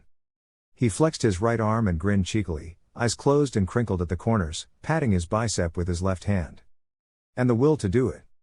A story building fell, succumbing to the battering of the elements in a disastrous roar of wind and the screams of the occupants. The hard rain fractured the paved sidewalks and the asphalt roads, eroding them. You'd be surprised what a few mixtures thrown into hidden rain's atmosphere can do. A flash flood swept through the village, carrying shrieking citizens. Hidden rain ninjas rushed, surfing the water and picking civilians that had been carried off by the rapids. Some of the civilians couldn't be rescued, dashed against the sides of buildings or forced under the water by the strength of the current. The village's developed drainage and sewage systems were overloaded, flooding the entirety of the village with rampaging rainwater and human waste. The walls of some residential homes came down catastrophically by a combination of the gale and the flood, mercilessly slamming into the occupants. The panicked calls of parents calling for their children sounded under the howl of rain and wind. "Here's what I want you to do," Naruto said, fixing Nagato with an unwavering look. The camera was positioned in such a way that only Naruto's face could be seen, and the dark backdrop of the room melted away. The boy's face was unnervingly stoic, staring hollowly out of the camcorder. "Call your forces back to Hidden Rain, abandon the war, and never look back." The rush of water slammed into the Amikage Tower, breaking through the ranks of ninjas withstanding the force at the doors and flooding the reception area. Water gradually filled the stairwell, climbing from the ground floor to the first floor. "As for Madara, whichever Madara, I don't care, kindly bundle him up and leave him outside of the village. I'll catch Zetsu sooner or later." The one-armed Madara activated his Sharingan and vanished into a vortex, spiraling into his right eye and disappearing completely. The other Madara remained unfazed, although his teeth gnashed with a hard curse. "Do that and I won't wash Hidden Rain off the face of the earth." The boy shrugged. "Maybe you'll even get Conan back. Who knows?" The great doors of the throne room exploded inwards and water surged into the hall. Nagato sharply lifted his eyes to Madara, the Madara that hadn't fled, and his Rinnegan hummed with power. The ground echoed with explosions, coming from below the ground level and rapidly powering upwards, punching hole after hole from underground and shaking the building, forcing water to flood the subterraneous tunnels of the tower. Just as soon as the redhead forced gravity to keep the Uchiha fixed to the spot, Madara flickered away in a blur of speed, barely avoiding two pairs of arms that broke out of the ground to capture him. He blazed in a wide arc around the growing hole in the throne room, leaving a path of afterimages in his wake as a red laser doggedly chased him, screaming through the rock wall of the great hall and screaming to sever the undead Uchiha's legs, trying to stop him from fleeing. The hole from which the path erupted enlarged and water poured into it. No one on the floors below was safe from this crumbling expansion, either caught in the flood or falling victim to tumbling into the abyss below as the building broke apart. Their wails as they plummeted into the hole weakened the lower they fell. The messenger spider leapt to the wall and attached himself there, spectating the events unfurling before his very eyes.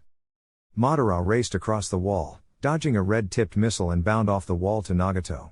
His dark eyes spiraled, turning red and evolving. The statue looming behind the leader of Hidden Rain groaned as Madara landed behind the Amikage. Nagato's head toppled off his shoulders, falling to the ground and tumbling down the 6 steps to the bottom, splashing into the water at the foot of the throne.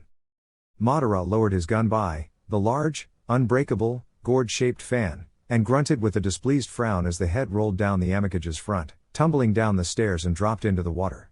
It bobbed on the water, its mouth agape with horror and shock. Madara didn't glance away as the storm outside stopped all too suddenly, falling to a calm still as rays of sunlight penetrated the thick clouds, bathing the broken village in light. Nagato's headless body slumped to the side, propped up by the chakra rods impaled into his back and connected to the broken demonic statue. There were 30 seconds of uninterrupted silence, where a constant stream of flood water rushed down the several holes the path had punched through to reach the throne room. Standing with a stunned slouch at the bottom of the stairs, Zetsu gawked at what had just occurred in 1 minute.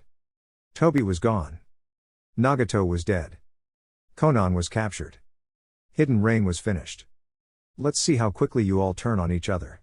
The camcorder was still in Nagato's hands, clasped in his fingers, and Naruto laughed hysterically. People are so predictable. And with that parting message, the video flicked off. It dropped out of Nagato's formerly rigid death grip and noisily fell down the stair, splashing into the water. The demonic statue creaked, its 5 open eyes glaring down at the unimpressed Uchiha, swirling with the presence of the sealed-tailed beasts, the 1 tail, 3 tails, 4 tails, 5 tails, and 6 tails. The ethereal blue arm evaporated into nothing. The spider messenger dispelled to warn his master of the battle ahead.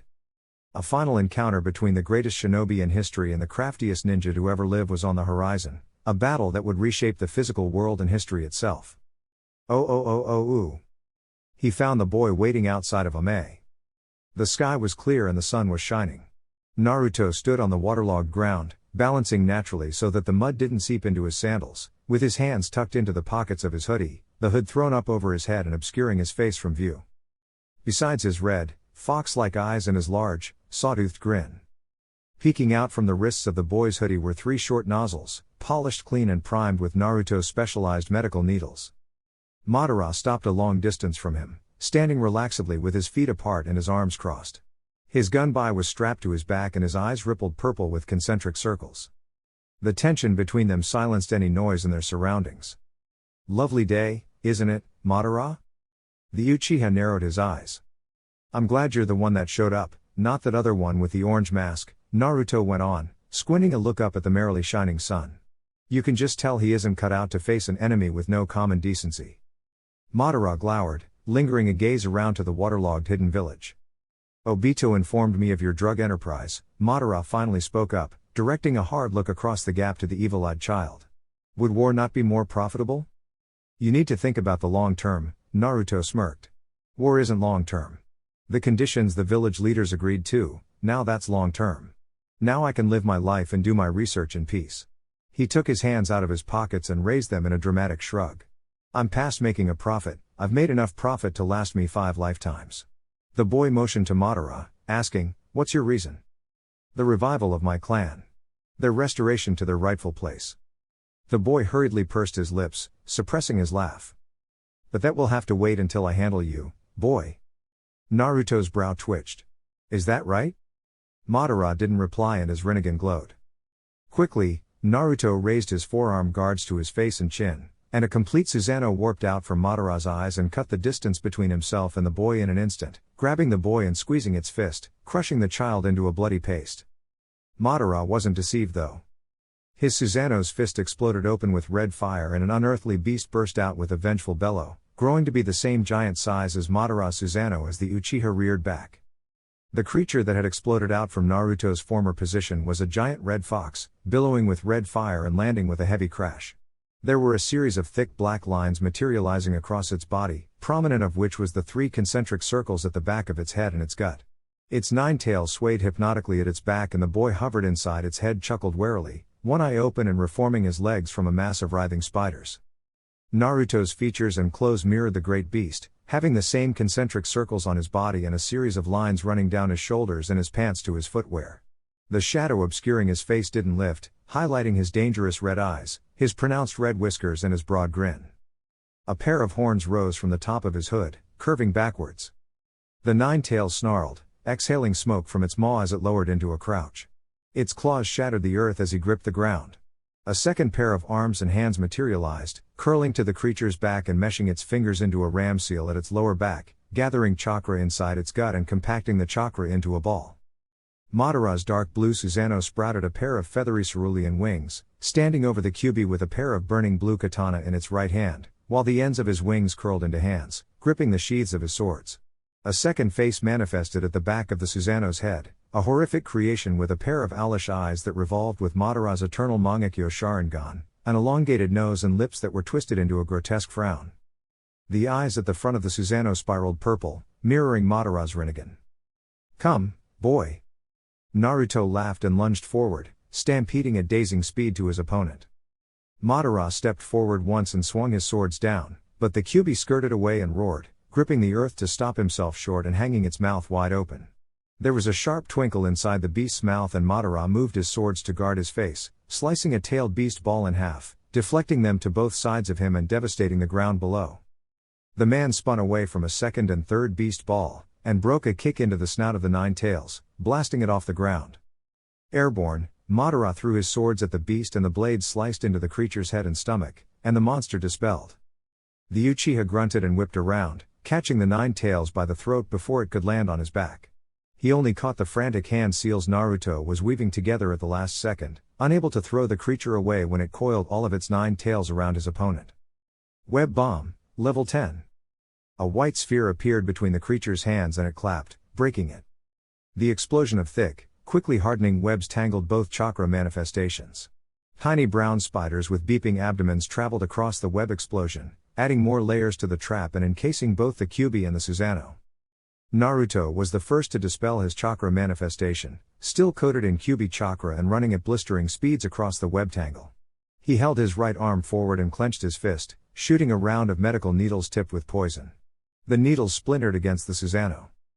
Madara, fighting against the trap to move his Susanoo's arms, snapped his head up to where the needles had impacted and gnashed his teeth when he saw that small section crack. The structural integrity of the Susanoo was compromised, likely from a chemical mixture in the boy's arsenal that directly attacked chakra.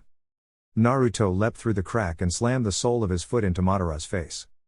A shockwave of Kyuubi chakra rippled across the landscape, starting from Madara's face and racing down the Susanoo, incinerating the web bomb and blasting outwards. The earth splintered and hidden rain, not too far from them, cried as more buildings came down, burning with toxic flames. Madara exploded out of his Susanoo and smashed into the ground, rolling on his back twice before he flipped with the momentum, dodging a hail of needles and pushing off the earth on his last backflip, and tugging his gun by off his back. He swung the fan-like sword upwards and a roaring surge of sharp wind scattered another hail of senbone, casting away a flood of spider summons that had risen from the ground in an ambush. Lifted off the ground, the spiders dispelled back to their summoning realm. Naruto's laugh echoed and Madara snapped, his Rinnegan pulsing madly. "Enough games, boy." "Why?" Naruto's question sounded from everywhere and nowhere, projecting his voice. "This is fun."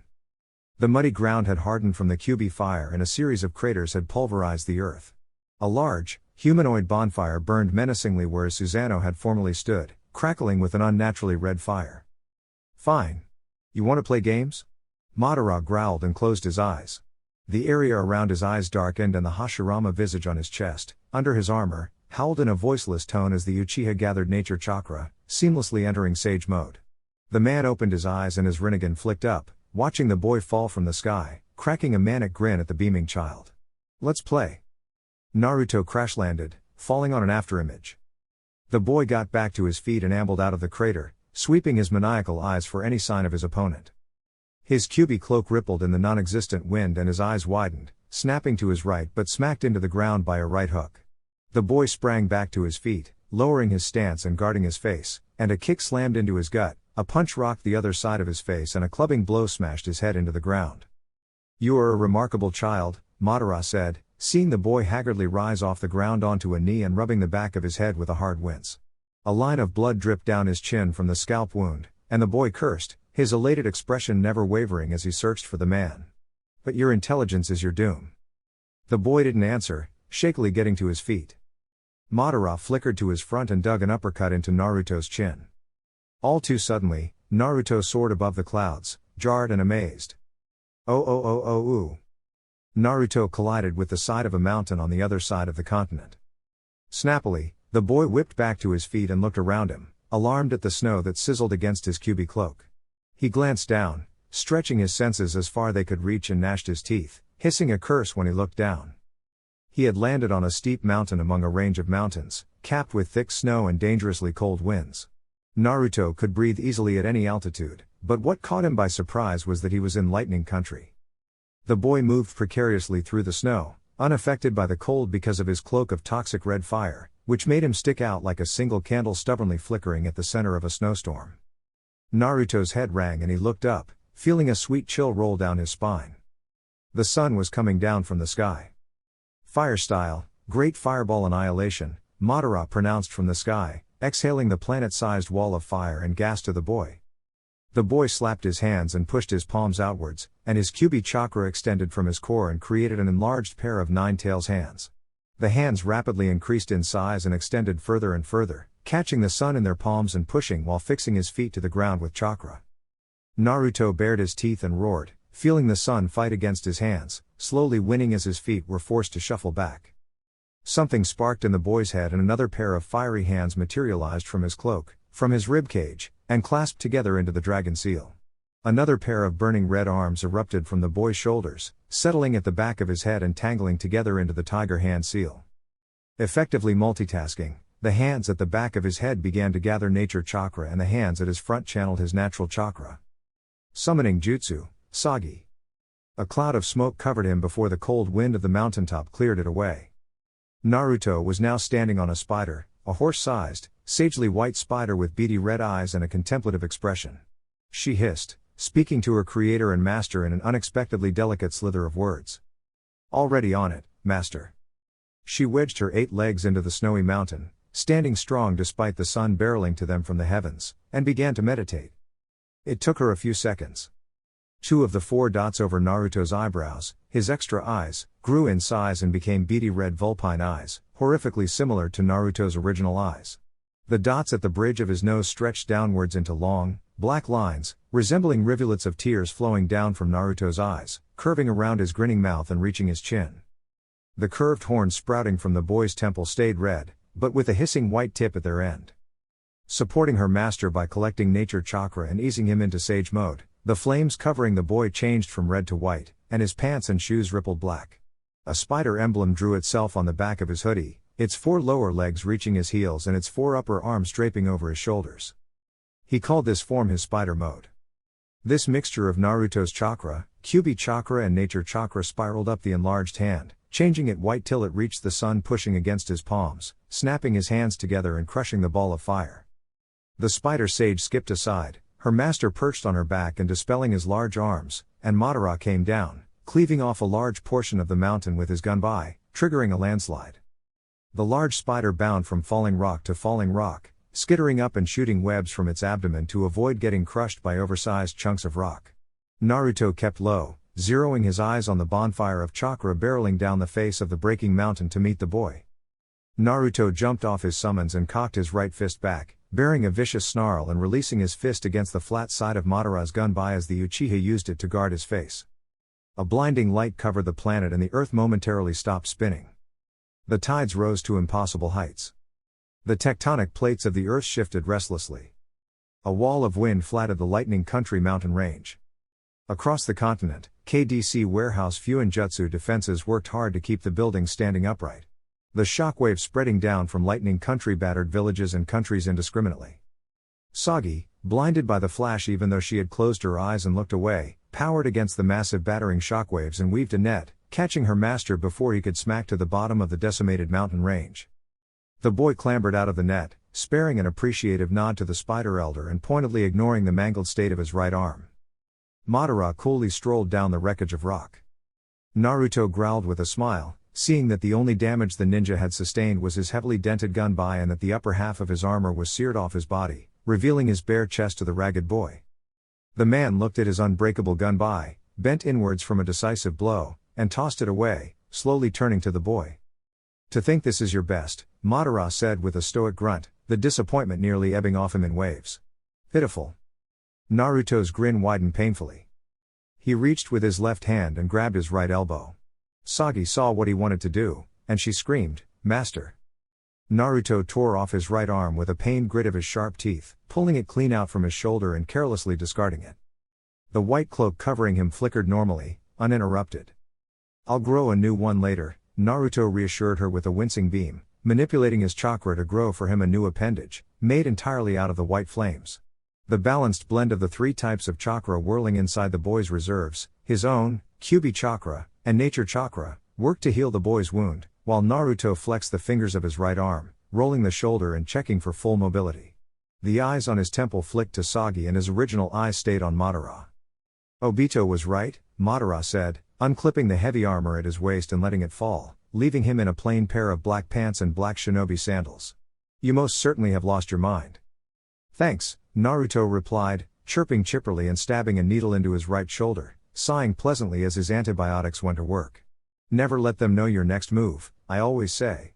He pointed a finger to his mutilated arm and Sagi obediently pounced on it, swallowing it whole, senbone launcher and all.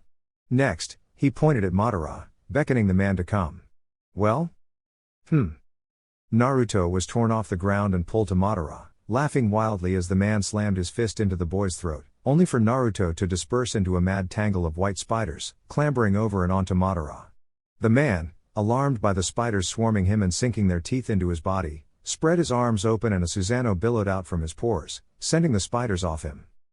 The Susanoo flicked off and the man cursed, winding around with a kick and smacking his foot into Naruto's forearm guard, shielding his left ear and delivering a jab to the man's chest, which was dodged with a sidestep. The man pushed the boy away and Naruto surged back, getting a knee driven into his gut and leaning deeply into Madara's blow, manifesting a spider appendage from his back and driving it into Madara's shoulder. Madara snapped his teeth, frustrated by the tricks, and tore the limb out of his shoulder, driving a straight kick into Naruto's chin. The boy backflipped 3 times, pulling the poisoned spider appendage back into his body all the while. He hurriedly fell to a knee and dodged a clothesline, barely missing losing his head. Flexible and in a daze of speed, the boy contorted backwards from his knee. Naruto planted his hands onto the ground and whacked a kick to the man's jaw. The man grunted from the blow and caught the leg, only for Naruto to scatter into a flurry of venomous spiders, injecting Madara as many times as they could before they were shredded off the Uchiha by a Susanoo. "You can't keep this up, Madara," Naruto told the man, rising out of the ground under Madara, inside the Susanoo, and winding a right hook into Madara's jaw. The blow slammed the man against his Susanoo, bouncing him back to Naruto, who planted a straight kick into Madara's nose, sending him through the Susanoo. The blue manifestation shattered noisily and the man rolled on his back, only for Naruto to drive a knee into Madara's nose, breaking it in a shower of blood. "You're getting weak. I can tell." The man chuckled lowly, breaking his expressionless mask. Gathering himself to his knees and running a hand under his nose, he saw blood. "Trickery. Funny. I've never known you to be an honorable man." The man bolted to his feet, with a twister of speed, and slammed a palm into Naruto's chest. The boy dug his feet into the ground and reached forward with his elbow, smacking the man's face with it and reeling back with a back fist to Madara's temple, finishing the blinding sequence with a headbutt that flattened the man into the ground. "You're a very hard man to tag, Madara Uchiha," Naruto conceded with a sly smile. "I've been trying throughout this fight to get a good hit, and at the end of the day, it was your cockiness that killed you." The man hacked, weakly turning onto his side and expelling blood from his mouth. He heaved, sitting up, but Naruto laid him back down with a punt to the head. The toxin took full effect and the Uchiha couldn't move at all, rendered too weak to lift a finger. That, and the jarring concussion from the foot to the head. "Never let them know your next move." "I agree." Naruto looked over his shoulder at the speaker, a simmering smirk rising on his lips at Madara's watery, bleeding laughter. At his back, Zetsu had Aoki-chan by the scruff of her collar, twisting the girl's left arm behind her back and forcing her to stay on her toes. Her discomfort was evident on her twisted face. Zetsu was using the girl as a buffer between itself and the scientist. Naruto's head flopped forward with a heavy sigh, muttering audibly, "Damn it, I told you to hide." "I," stammered, sporting a shallow black eye and without her sword. I was worried." The boy grit his teeth and Zetsu glanced around Aoki-chan, a dangerously wild look in its eyes. "You think you're the only one that doesn't mind using hostages?" The boy pulled his hoodie off his head, maintaining his spider mode, showing that his blonde hair was a white flame and his pallid complexion was paler, emphasizing the redness of his 4 eyes, the whisker marks on his cheeks, and the deep black lines running down from the bridge of his nose to his chin. His burning red horns curved from his temple and the boy's venomous teeth gnashed with indecision. "The one time you don't listen to me is when you get caught." Madara's unhinged laughter filtered into his ears and the boy closed his eyes. Laying on his back, the man narrowed a chuckling glare at the boy. "The antidote, boy. Now." Naruto's shoulders slouched and he palmed his face with his left hand, slowly rubbing his face and pinching the bridge of his nose. Naruto exhaled, saying as he casually shrugged, "It was nice while it lasted." The samurai stammered, eyes wide with horror. "Wait. Naruto, no." Zetsu shared that expression, but the boy already leveled his left senbone launcher at the samurai, clenching his fist and releasing a spray of 4-finger-length needles. The needles whistled through the air and peppered the girl, exiting her back and impaling the plant creature at her back. The samurai wheezed and toppled back onto Zetsu. Naruto strolled to her sightline and raised an eyebrow at her, seeing the glazed terror and betrayal marring her face. He rolled his eyes and held a hand down at her. "Get up, you big faker." The girl's face immediately cleared from her anguished expression, switching to one of annoyance, gnashing her teeth as she took her boss's hand, helping her back to her feet. "It still hurts." "I didn't get any of your vitals." "You're fine," he said easily, dusting down her back for grass and dust. The fiery white chakra cloak didn't affect the girl. When he was satisfied, and at the girl's complaints, he took hold of both sides of her face and leveled her with a searching look, asking her a lingering question. "Did it?" "No." She shook her head, lifting her hands and setting them on the back of his hands, smiling a little, pained but pleased. "He just caught me by surprise." The boy furrowed his brow at the hilarity. "You? Aoki-chan? Killer of Kisame and my best girl got caught off guard?" "Shut up." The girl rolled her eyes and shoved him away, much to his open amusement, laughing. "If you kept one of my spiders on you, I won't have needed to shoot you." The girl lifted her chin stubbornly. "I stand by my decision." Naruto shook his head, exasperated and used to her samurai pride at this point. Her rigid stance on tradition and Naruto's lack of morals were a common clashing point for them, as agreeable as they were most of the time. He beckoned her to stand still, pulling a syringe from his left sleeve and flicking off the cap on the needle.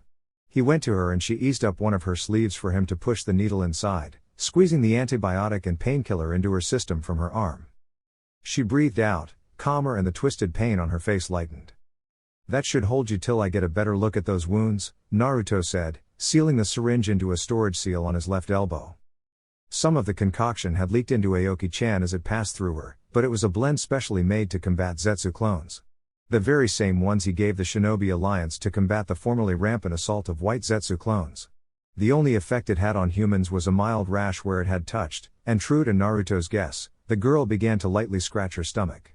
She glared at him and he smothered his large grin, turning away from her and peering down at Zetsu. The plant creature was fading, 4 needles sunk fully into his torso and right arm, leaking their poisonous contents into the creature's body. Some creaking sounds snapped from inside the creature as its nature chakra hardened, groaning and unable to speak.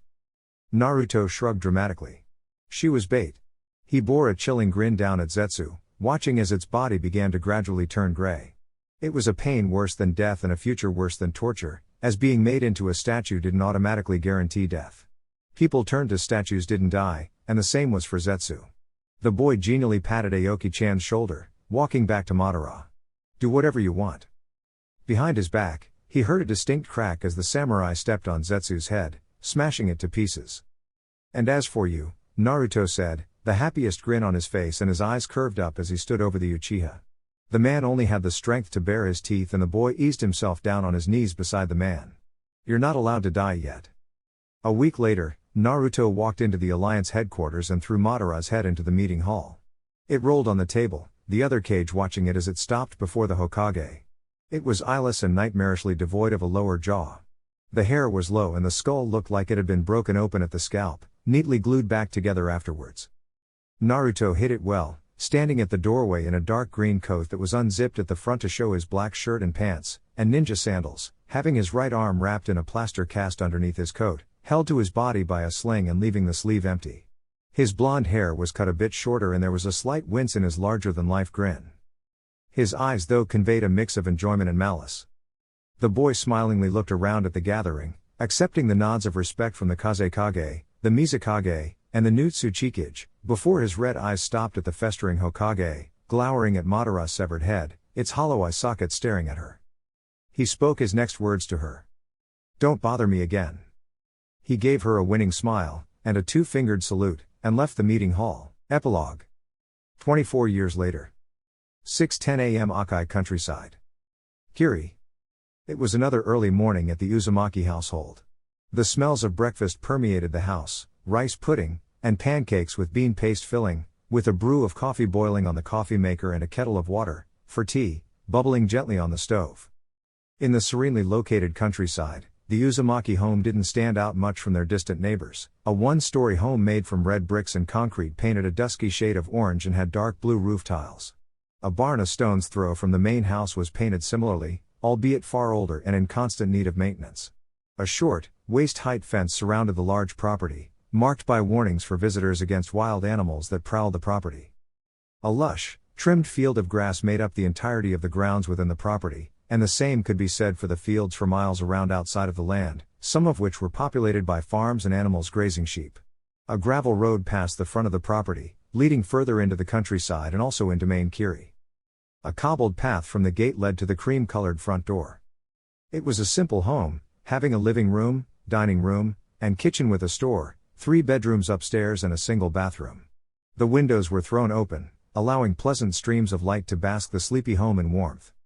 Aoki slowly ambled up the stairs, her left hand holding the stair rail and her right hand on her hip, supporting her back as the slight bump of her belly threw off her center of gravity.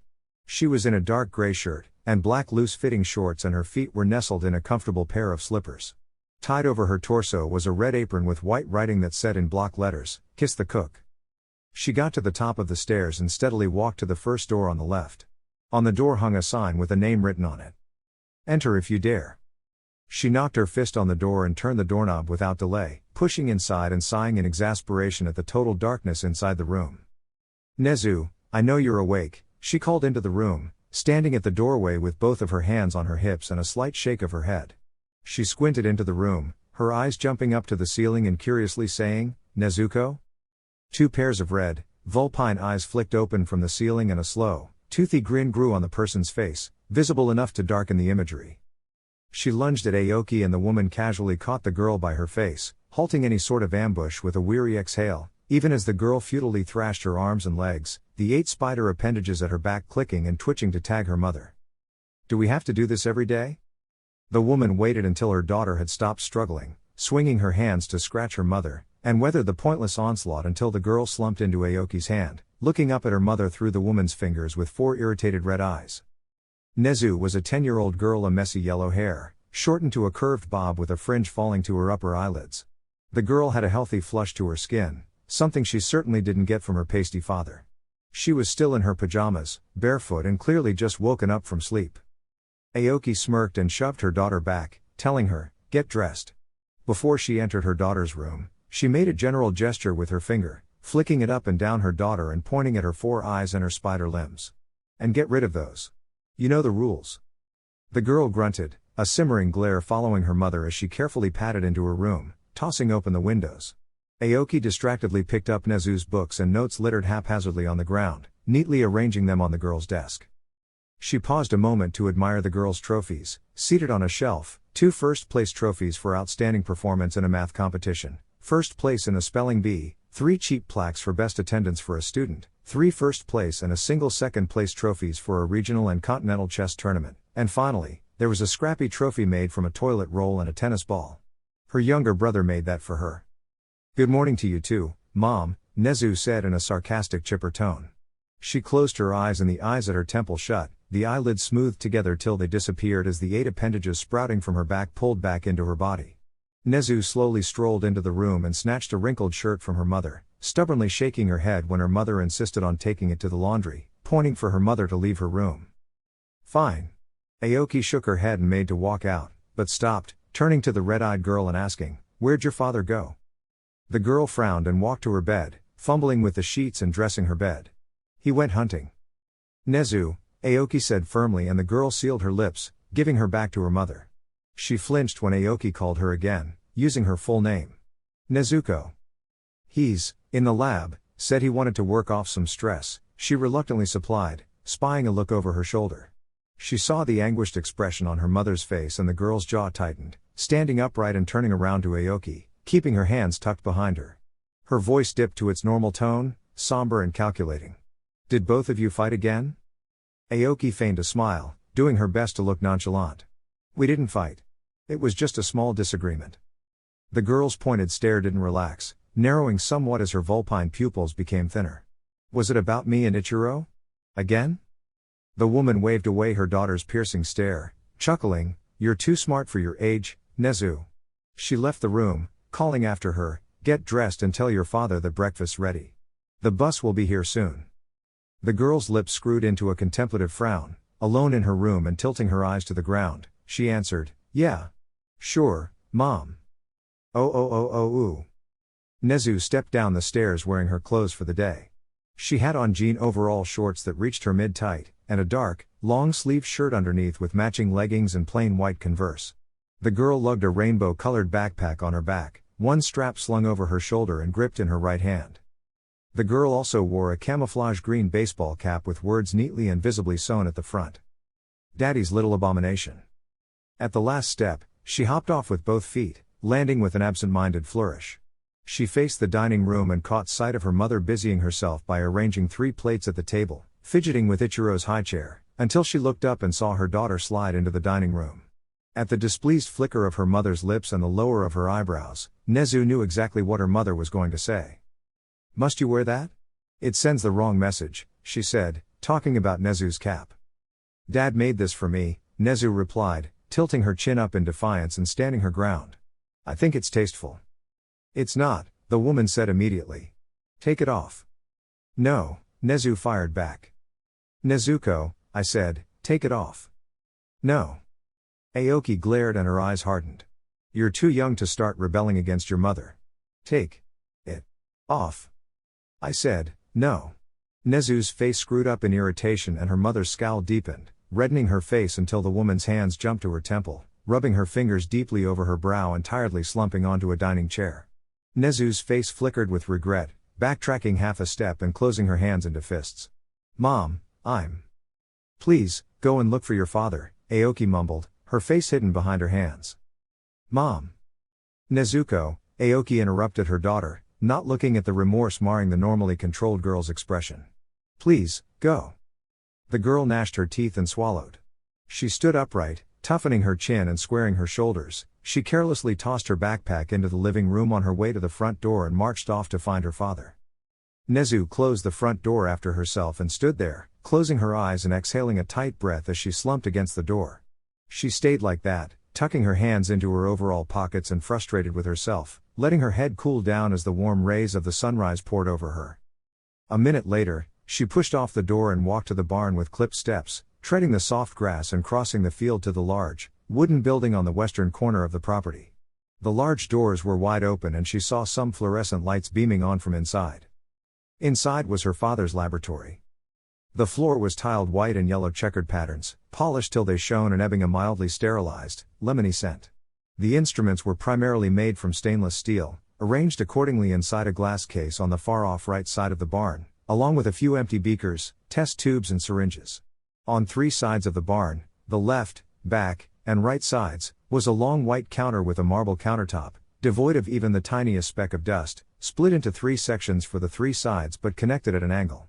At the center of the barn was an operating table, which had a human-shaped depression from some time recent. An air conditioner purred somewhere in the background, obscured by the lights of the fluorescent lights. At the back of the barn, Nezu found her father, and a whisper of a smile lifted her face. He was in a white lab coat and black sweatpants, hunched over a microscope and animatedly scribbling into the notebook with his left hand. His unruly short blonde hair was spiked carelessly with streaks of gray running on the right side of his head. Carefully carried himself from the microscope a few steps to the left and picked out a few items from a cabinet, a Bunsen burner, a beaker, a bottle of water and some 10 other chemicals stored inside thick, plastic containers. The man took a few trips back and forth from his microscope, transporting the items there before he returned to observing whatever it was he was looking at through the microscope. Nezu noted her father had a sizable hunch at his back, taking care not to move too much or jostle too hard with his manner of tingling excitement. She came over to him and his ears perked up, twisting around with a large smile, eyes closed and the laughter lines of his face became genially more pronounced. Morning. Morning, Dad, she greeted him, the corners of her eyes turning up and the man teasingly ruffled her hair, chuckling silently when she threw his hand away. He went back to what he was doing, flicking on the burner and setting on a beaker filled with water, setting the flame to low. Before she could ask what he was up to, her father placed a finger on his lips, pointing his thumb over his shoulder and into the back of his lab coat, at the lump on his back. The hunch softly inhaled and exhaled. Ichiro? Nezu said in a low voice, joining her father at the counter and looking up at him with knit eyebrows. Yeah, he said with a gentle nod. He had a nightmare. He added with a laughing smirk. Little leech bit my neck and nearly stopped my heart. His venom's getting potent. The girl scoffed and her father laughed, doing so quietly. The girl hopped onto the counter on her father's left side, on the other side from the burner, leaning her head down to look into his notes. She couldn't understand a single word or decipher any of the chemical compounds her father drew. Her red eyes swirling with confusion, her father tousled her hair again, though this time she didn't lean away. Relative silence slipped between them. Not nearly uncomfortable. As hard as Aoki tried, and Nezuko's mother tried, her daughter and her son stumbled after their father, relying on him more. They had far more in common. It was difficult finding anything she could relate with her more, and she saw how alone it made her mother feel in their home, as much as her father put into bringing her into the fold. How's your mother? Naruto suddenly asked, jolting the girl out of her thoughts. She oddly swung her feet and the man glanced at her, raising an eyebrow. She didn't look at him, and the man smiled sadly. That bad? Nezu pursed her lips and bobbed her head. Naruto stood back from his microscope, taking account of his son sleeping underneath his lab coat on his back. What was it about this time?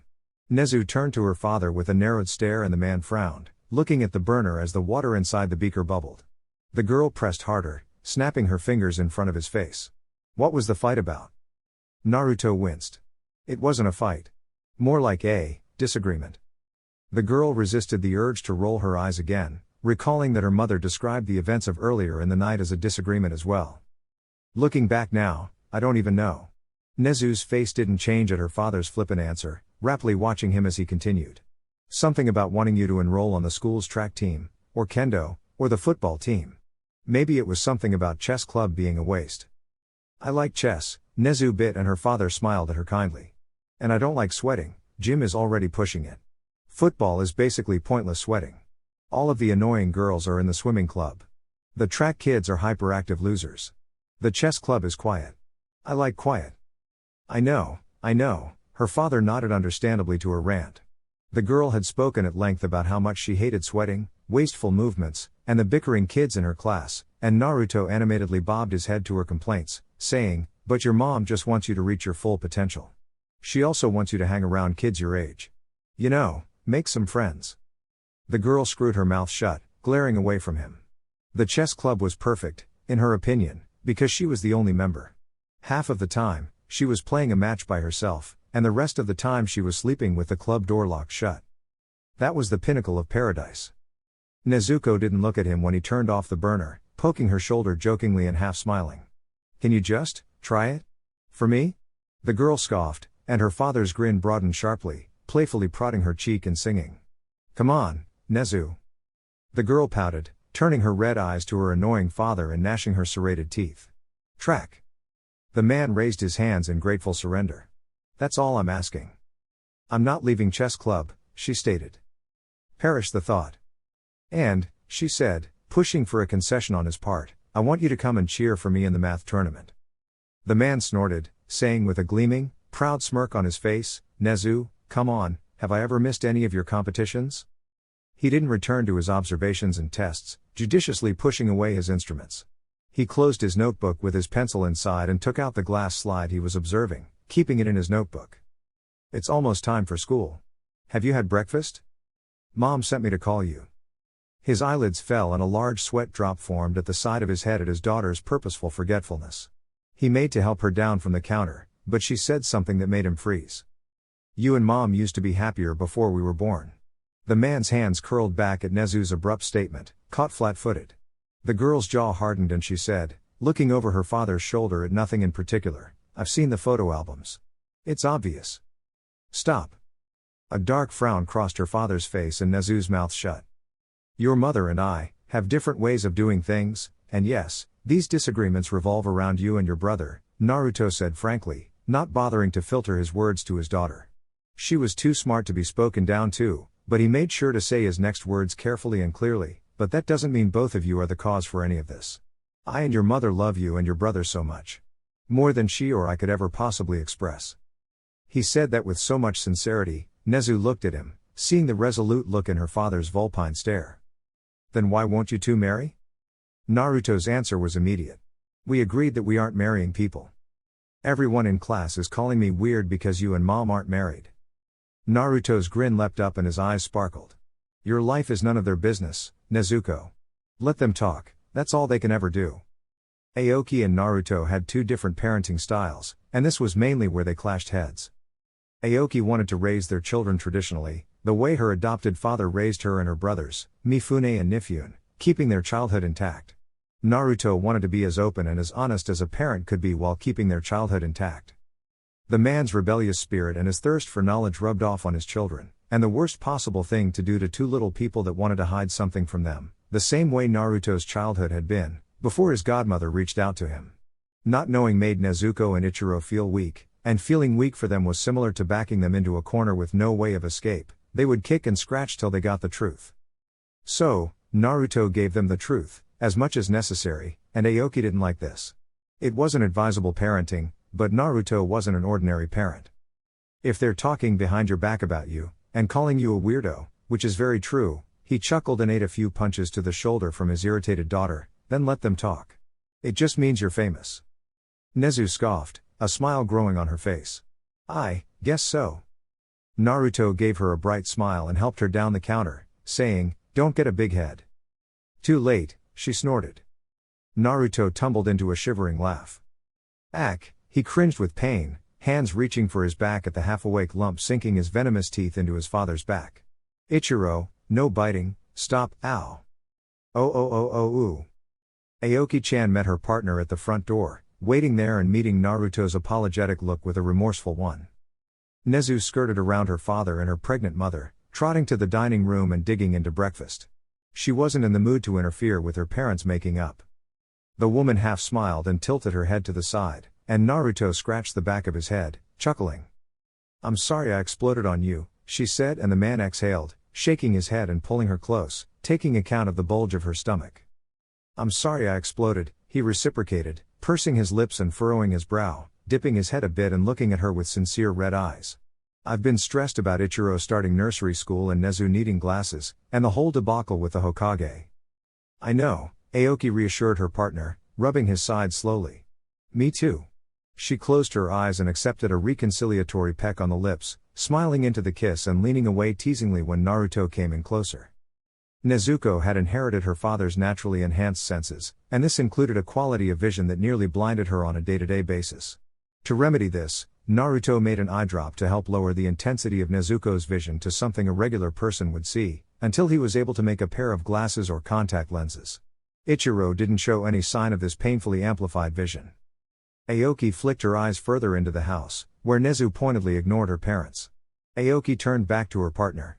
"I know it's 10 years too late, but we need to figure out a system. I have an idea." "Do tell." The woman gnawed on her bottom lip, recognizing a former argument by saying, "I agree, that, I might not be acknowledging the kids and how perceptive they are." Naruto dramatically leaned away, placing a hand over his heart and saying with raised eyebrows, "Oh really?" The woman harmlessly slapped his chest and the man chuckled, kissing her again.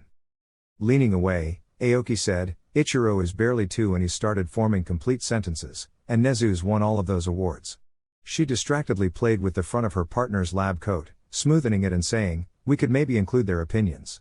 Sometimes. And only Nezu, for the time being." Naruto smothered his smirk as if he hadn't previously suggested this some weeks ago. "Excellent idea." The woman glared at him, a smile playing on her lips. "You've won nothing, by the way." "Mom, where's my lunch?" "It's not in the kitchen," Nezu interrupted them, calling from the kitchen. "It's in the living room," she answered, and the girl fast walked past her parents and entered the living room, looking around until her eyes brightened up on finding her lunchbox on the couch facing the television. The two parents idly watched their daughter as she picked up her backpack and lunchbox, trotting back to the dining room and returning to her breakfast. The girl rolled her eyes, an expression she greatly enjoyed doing, and ignored them. Naruto found a smile playing at his lips when the girl purposely changed seats, turning her back to them and eating spoonful after spoonful of sweet rice pudding. "You don't think civilian school is a waste, right?" he suddenly asked. The woman whipped her head around and looked up at him, mockingly bewildered. "Is that doubt I hear?" The man smirked. "Is the world's smartest man having doubts?" Aoki looked around her partner, staring up at the sky and gawking. "Is the sky falling?" All right. Naruto waved away the giggling woman's teasing. Nezu enrolling in Kiri's civilian academy was one of the few decisions both parents agreed on. They had asked the girl when she turned 6 and she had said she didn't enjoy the physical exertion of being a ninja, so the two parents gladly contacted the civilian school in Hidden Mist, paid the tuition, bought her whatever books she needed and arranged for one of the school buses to drive through the countryside. That is, on the condition that their daughter was going to be an active participant in self-defense training with her father. The two parents didn't care that their daughter wasn't going to be a ninja or a samurai, but they were adamant that she learn how to defend herself when the need arises. Nezu was excelling in school, which was a gross understatement. Her mother had been tempted to accelerate her schooling by having Nezu jump 1 or 2 years, but Naruto had talked her down, insisting that the girl wait till she was 12 before she starts jumping classes. The man exhaled from his nose, not knowing that he had been staring at his daughter, eyes creased with worry. It was an expression that would have made younger Naruto retch. Aoki half smiled, touching his chin and turning his head back to her. "As you said," she said gently, "Nezu and Ichiro are far more capable than either of us give them credit." A slow smile lifted on Naruto's face and the woman snorted, correcting herself, "Then I can give them credit, smartass." Their children were genetically coded with information to survive. They got that from their father and the side effect of the experiments he performed on himself in his youth. Nezu and Ichiro were 40% spider, and Naruto didn't once feel regret for that. "Where's Ichiro?" Naruto jerked his head to his back, at his hunch, and Aoki stifled a laugh, something that made the man inoffensively scowl. It's not funny. His venom is a lot stronger than when he started teething. I keep telling you to get him a chew toy, something to keep his teeth out of your back. And I keep telling you that my son isn't a dog that needs a chew toy. The man sniffed, grateful as Aoki gently eased him out of his lab coat, smiling coyly at the man's stubbornness. It was the same with Nezu when she was younger, as the girl didn't have control of her venom, so she essentially exhaled everything when she bit her father's back. I'm having Sagi prepare something more durable. It should be ready any moment now. Now out of his lab coat, Aoki's eyes fell on her son and her expression softened. Ichiro was a pale, 20-month-old child with scruffy black hair and 2 whisker marks on his cheeks. His 4 eyes were closed and he was breathing calmly, teeth latched into his father's back and nails digging into Naruto's sides, clinging on for dear life in his spider silk onesie. The boy grumbled and shivered, no longer covered by Naruto's lab coat.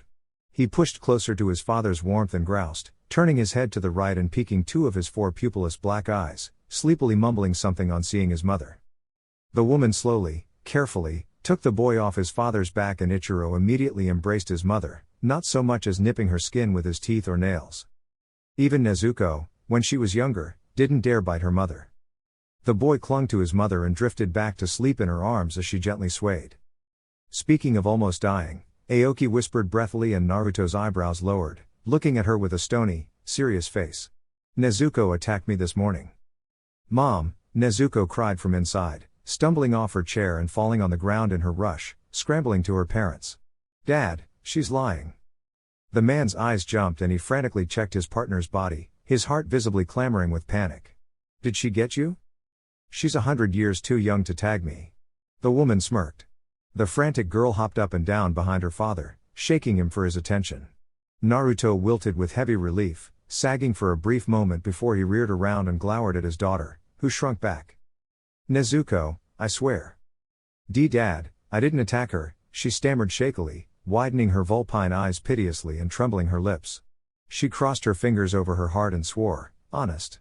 She looked around her fuming father, whose stoic face hardened, and found her mother's smug stare. Mom, tell him I was just playing. Please. That was when the bus rolled by and screeched to a stop at the gate. The driver honked the horn, jolting the twitchy girl. When you get home, we're going to talk about why it's a bad idea to attack your mother. He spoke with a hard grit of his sharp teeth and the girl cringed away. He pointed into the house. Get your stuff and go to the bus. The girl sulked back inside, her shoulders hung low and her head drooping. Naruto then decided to add, and bring your phone. But, Dad. Now, Nezuko. The bus driver honked the horn again and the handful of children in the bus bustled to the windows, watching Nezuko's father as he collected his daughter's phone and swiped his fingers across the screen, bypassing the security, evident from the horrified gape of their daughter and her blubbering protests. No internet for a week, Naruto said with finality and the girl groaned. But, Dad. Do I hear a month? The man dared her and the girl wilted, flopping her head back dramatically and collecting her phone with both hands. I thought so. Now, come here. Sulking harder and lower than she had ever sulked before, Nezuko came in for a hug, squeezing her father tightly and pushing her face into his stomach as he reciprocated, patting her back. Have a great day, kid. The man beamed toothily and his daughter harmlessly punched his stomach, pushing away from him and hiking up her backpack as she trekked to the bus, gripping her lunchbox handle in a tight fist. Her father called to her, Nezu. The girl theatrically slumped her shoulders and turned around, returning to her parents and stopping before her mother. Standing on her toes, she kissed her mother's cheek. Nezuko softly touched her brother's back and received a murmured goodbye in return from the slumbering child. You can take that hat to school, but just this once, okay? Aoki told her daughter and the girl grumbled, accepting a kiss on the brow from her mother. What about your eye drops? In my pocket, she grumbled. Call us if anything happens.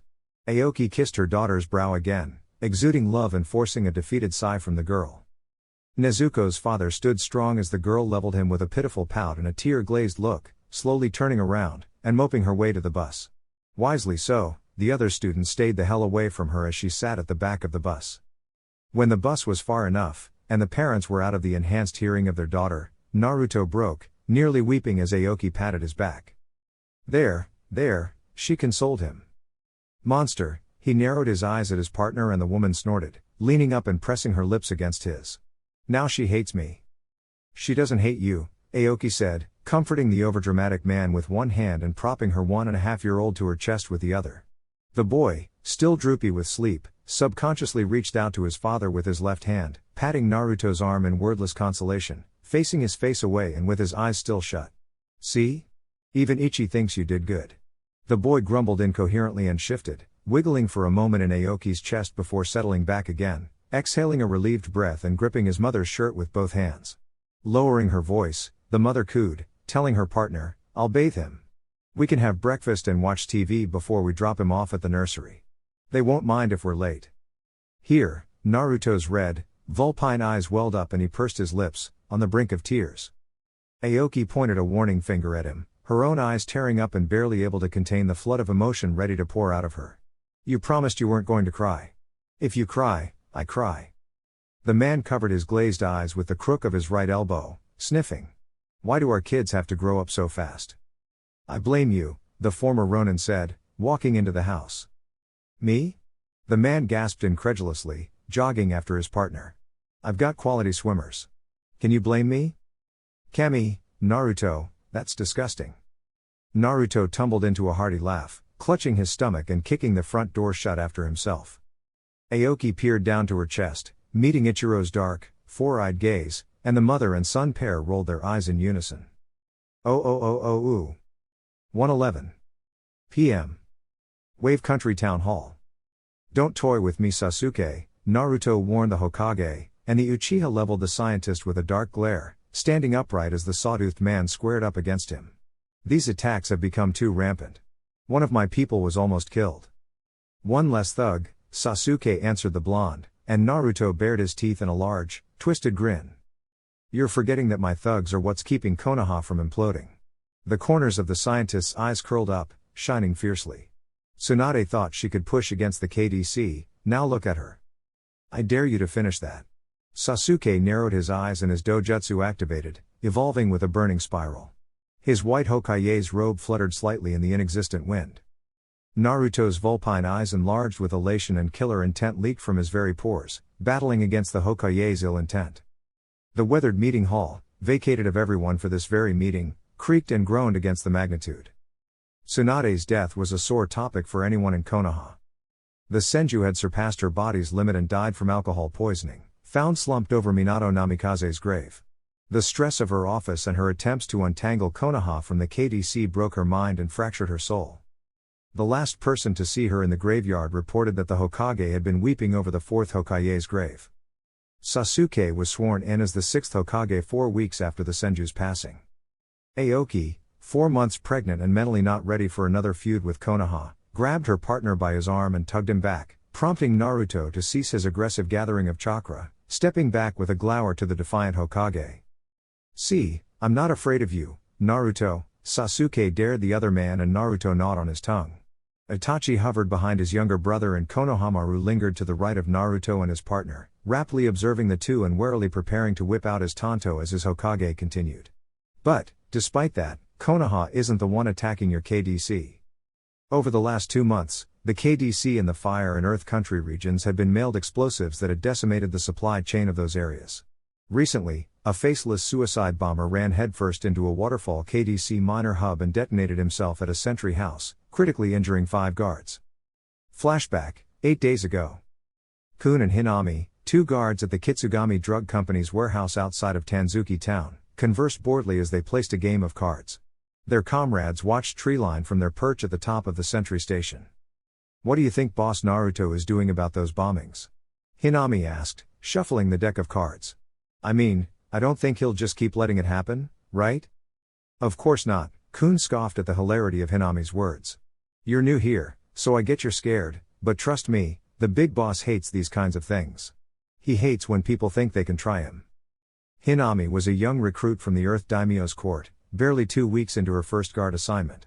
Her mother had large gambling debts and the Yakuza were breaking down their door to cash in on the debt. They wanted to sell Hinami's younger brother, like cattle.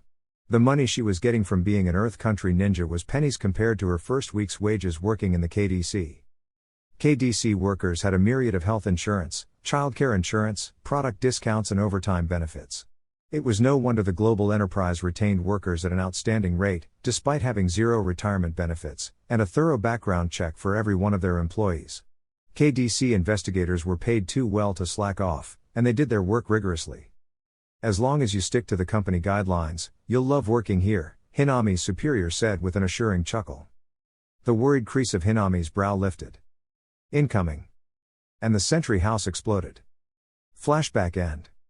According to the reports of the injured guards, the suicide bomber dove down from the heavens.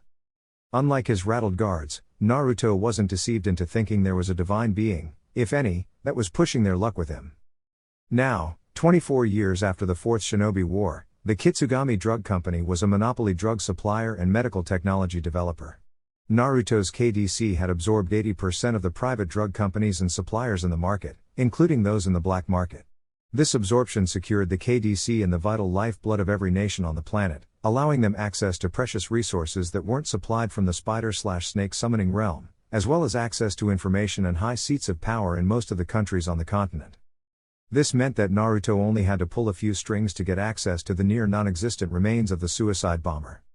An autopsy of the remains proved that the person possessed evolutionary adaptations and traits of a Suna indigene with grandparents that were from Konoha. Naruto had also dusted the bomb packages and, after a lengthy tour of torturing and investigating, the man discovered something damning. Konoha isn't attacking my KDC, but you people are funding the attackers. Naruto reached into his jacket pockets, prompting Konohamaru and Itachi to grip their blades, taking out 2 fistfuls of paper and throwing them at Sasuke's face, who didn't flinch or blink, standing against Naruto as the man coolly glowered at the Uchiha. Naruto pointed to the letters and receipts on the ground, gnashing his teeth. Did you think I wouldn't find out? Sasuke, with his Sharingan still activated, didn't bother looking down, saying, fabrications and deception. A slow smile returned to Naruto's expression. His eyes lit up with glee, catching the lines of doubt flicker across Sasuke's impassive face. Could you be unaware of this conspiracy? The Hokage jerked his head to the left and Konohamaru released hold of his weapon, approaching the 2 powerful ninjas and squatting down on the littered pieces of paper. He picked a few and his eyes scanned them, comparing them, picking more and skimming through them. I'm not bound by domestic or international laws, Sasuke, Naruto said, breaking the turgid silence with his restrained words, his serrated teeth clenched hard and his irises constricting with malicious intent. And I'm not bound by any moral laws. I've starved Konoha of supplies before, and I'll do it again. Well? Sasuke snapped, referring to Konohamaru. Naruto crossed his arms and watched as the Konoha shinobi got up from the ground, speaking to his Hokage under his breath. Sasuke's face darkened more and more with each additional word from his subordinate. Aoki-chan gripped the sheath of her katana and pointedly looked at Itachi's chin, one hand gripping the handle and primed to draw her elemental blade. Despite her current state, she was still closely involved with her partner's drug empire. Her role resided mostly with the administration of the company and catering to any regional needs that arose, while Naruto worked as the face and CEO of the KDC, crafting the drugs in the background and observing the flow of supplies, as well as the return of profit from across the globe. The exact size and influence of the immeasurably massive machinery of the KDC was a secret only Naruto and Aoki knew. Recall the Madara you let escape, Sasuke said, making Naruto screw his lips to the side. Obito. He could be behind this. Naruto doubted this. I chased him off a cliff 10 years ago, he said, slipping into a memory. Flashback, 10 years ago. What purpose would my death serve, Naruto? Obito asked, standing at the edge of the cliff with his back to Naruto. The spider summoner strolled to the Uchiha, stopping behind him to his right and admiring the violent roiling of the sea laid out before them, smashing into the side of the cliff and churning with infrequent whirlpools. The man Naruto had been chasing since he was 16, being 30 years old now, was now a hollow shadow of his former self. Obito wore a tattered brown and yellow shawl that cascaded in multiple layers to his ankles, making his figure look larger and healthier than it was, and hiding the fact he still only had one arm. On his feet were a worn, thin pair of his old ninja sandals, doing nothing to protect his heels from dirt and abuse from his 14 years on the run. His dark hair was messy and shaggy, cascading in dirty tangles from his head and reaching his chest, where a scraggly, unkempt black beard obscured half of Obito's face, tangled with dirt and leaves. Obito had long since discarded his orange mask, which was now in Naruto's possession in his Kiri home, showing that his left eye was covered by a rough eye patch. Naruto hummed at Obito's question, stepping beside the man with his hands behind his back.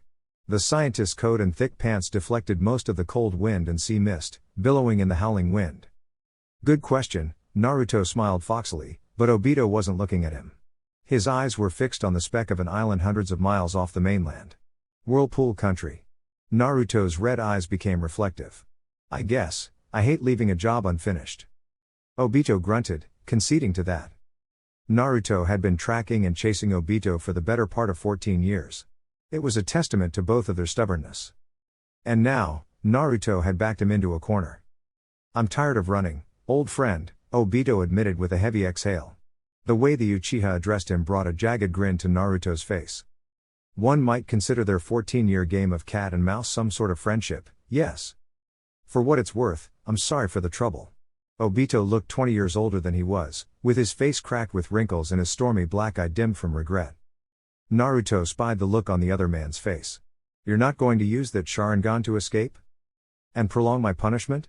No, Obito said with a forlorn look to his adversary. I've made my peace with this life. I've asked for forgiveness for my many mistakes. Forgiveness, Naruto hummed, pursing his lips and pushing his hands further into his coat pockets. He rocked back and forth on his heels once, knitting his eyebrows at the word. People go on and on about that. I never understood why. Obito did something that surprised Naruto. He smiled. Honestly and wholeheartedly, Obito smiled. One day, you'll be asking the world for forgiveness, Naruto. Naruto met the man's sincere eye with a twisted expression. Naruto replied, we'll see about that. See you in hell, Naruto. And Obito fell forward off the cliff. Naruto peered over the edge of the cliff and watched, fascinated, as the Uchiha's body was dashed headfirst against the jagged rocks at the base of the cliff. Brain matter spattered across the sharp rocks and Obito's broken body tore to shreds. His body was washed away by the sea. A small burst of white smoke happened on Naruto's head, and a hand-sized spider peered over the edge of the cliff as well. Make sure he's dead. Fearlessly, the spider hopped off its summoner's head and floated down the cliff to search for Obito's dead body. Flashback end. He's dead, Naruto said with frosty finality. His body has long since been torn to pieces whirlpools. It's been 10 years, why wasn't this reported? Sasuke said rigidly, jaw tightened with irritation. Naruto matched the man's glare with a genial smile, his eyes darkening with hateful intent. I didn't feel like it. Sasuke didn't respond, his Sharingan sluggishly twisting, visibly tempted to blanket an illusion on the scientist. But he didn't do that, because of one thing. Naruto might have made himself immune to Sharingan illusions, especially since Madara's eyes and teeth had been harvested by Naruto, leaving only his head as the proof of the Uchiha's death. It wasn't outlandish to think that the mad scientist had experimented on himself further. Sasuke shut his eyes and calmly exhaled, gathering his wits and settling the rankling beats of his heart. Although Konoha is not to blame for the KDC's misfortune, we will not go out of our way to prevent or investigate this. You said it yourself, we shouldn't stand in your way. Sasuke opened his eyes, his dark, abyssal eyes, and met the red eyes of his adversary. This includes leaving you to your devices. The Hokage walked to Naruto, and the scientist didn't move aside, matching the Uchiha's stoic stare. I heard that you call yourself a force of nature. The man leaned a bit closer to Naruto's ear, speaking so low Aoki-chan and the two other Konoha ninjas couldn't listen in. His threat was simple. How much of that is still true? Naruto flicked a look to his right, looking straight into Sasuke's flashing Sharingan stare, unafraid of a genjutsu. He answered in a patient whisper, tilting his head a bit to Sasuke's ear, you'll find out soon enough. The veiled threat didn't miss either of them. HN. Sasuke nodded once and stepped past Naruto, his shoulders barely brushing the other man as he passed. He stopped beside Aoki-chan, looking at her from the corner of his eyes without so much as a glimmer of his Sharingan, and the woman stood upright to the Hokage's scrutiny, aware of his brief regard for her stomach and then to her infamous katana, nodding to her once. Aoki. Sasuke, she acknowledged in return, not standing back or away. She then gave the Hokage a brief smile. My regards to Sakura and the kids. You too. And with that, the Hokage and his guards left the meeting hall, leaving Naruto and Aoki alone in their contemplation. Ooh. There weren't many humans on the planet that had been touted to have surpassed normal human limitations and were regarded as gods of shinobi. Or rather, the god of shinobi.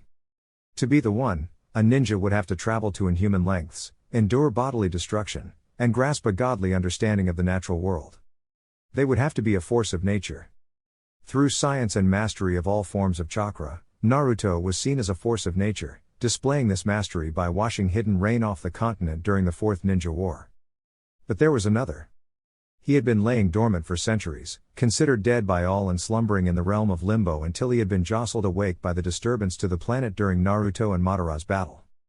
Hashirama Senju awoke, and the world trembled. Alright guys, that's it for this one. If you enjoyed it, please feel free to leave a like and subscribe. Once again, huge thanks to all of my Patreons. Making these videos would be impossible without you guys' support, and I'm extremely grateful for all the love and engagement you guys keep showing. Anyways y'all, have a wonderful day, and until next time, peace.